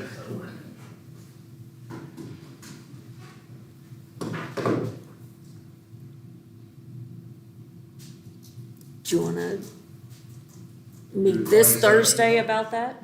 The 16th? I'm agree with it. I can't do the 16th. Okay, Do the 22nd and 23rd for both meetings? okay. I could do that. Yeah, Okay. I yeah. want to interject before he leaves. The food trucks are agaves and a something fancy little dessert truck, and it's from 11 to 7, so it even goes at night. So agaves and sweet dreams a la mode, 11 to 7. Sorry to Okay, interject. so what time do we want this meetings to start? 5. The 22nd and 23rd. Yeah. Yep. Okay, that's all I have. I will be 15 minutes late on. Okay, 22nd. 5:15. You get whatever you guys need to do. We can just change it to 5:15 if that suits you better. Okay. 5:15 on the 22nd, May. Okay, 5 o'clock on the 23rd. okay. Okay. If there's nothing else, we'll move on to vouchers. Okay. I have wastewater vouchers in the amount of $226,030.20. I made a motion, we approve the general vouchers in the amount of $233. That's wastewater. Oh, Wastewater. Sorry. It's okay. $226,030.20. I second it. Wastewater. Wastewater. Okay, we have a first and second, it's a wastewater voucher in the amount of $226,030.20. Any other discussion on it? If not, all those in favor say aye. Aye. Okay, that passes. 4-0. You need to hold it down, Larry. Yeah. I have general vouchers in the amount of $233,914.16. Make a motion that we approve general at $233,914.16. Second. Have a first from Trish and a second from Brian for general voucher, amount of $233,914.16. Any other discussion? If not, all those in favor say aye. Aye. If you know, it passes 4-0. I have payroll vouchers in the amount of $101,821.50. I make a motion to approve payroll vouchers in the amount of $101,821.50. Second. Have a first from Mike and a second from Trish, for payroll vouchers in the amount of $101,821.50. Any other discussion? Not all those in favor say aye. Aye. None, it passes 4-0. For our meeting, will be coming to a close once we sign all the papers. My apologies, I was talking about that tip number. I'm trying to figure out how that tip number is. I know. Jay, while they're signing, how did our general fund check compared to last year's? Was it higher or? It was higher, yeah. So all this stuff? I would have to actually This pull stuff it that up. they put out about doom and gloom about our revenue? We don't know. Yeah, that's what I said. Through the floor is BS? This back page came out. They're still saying that. I know they are. But our revenues were higher. Are these all only? Well, I think it's taken effect in 27 forward. Oh, okay. Are these all just front page? Yes. One of these, that came off of that money. Yeah, if the revenue's supposed to be taking a cut every year Yeah. going forward. I can't believe they didn't do it this year. So they You're raised gonna it, talk to him? so they raised it to get it right here, so they deduct it next year. Which isn't cool, because if people anticipate this kind of up change, then once we go backward, it's gonna hurt worse. Okay, everyone, have a first, have a second to adjourn. Second. Have a second from Brian, and a first from Mike to adjourn. Appreciate everybody coming to the meeting tonight. Have a good long one.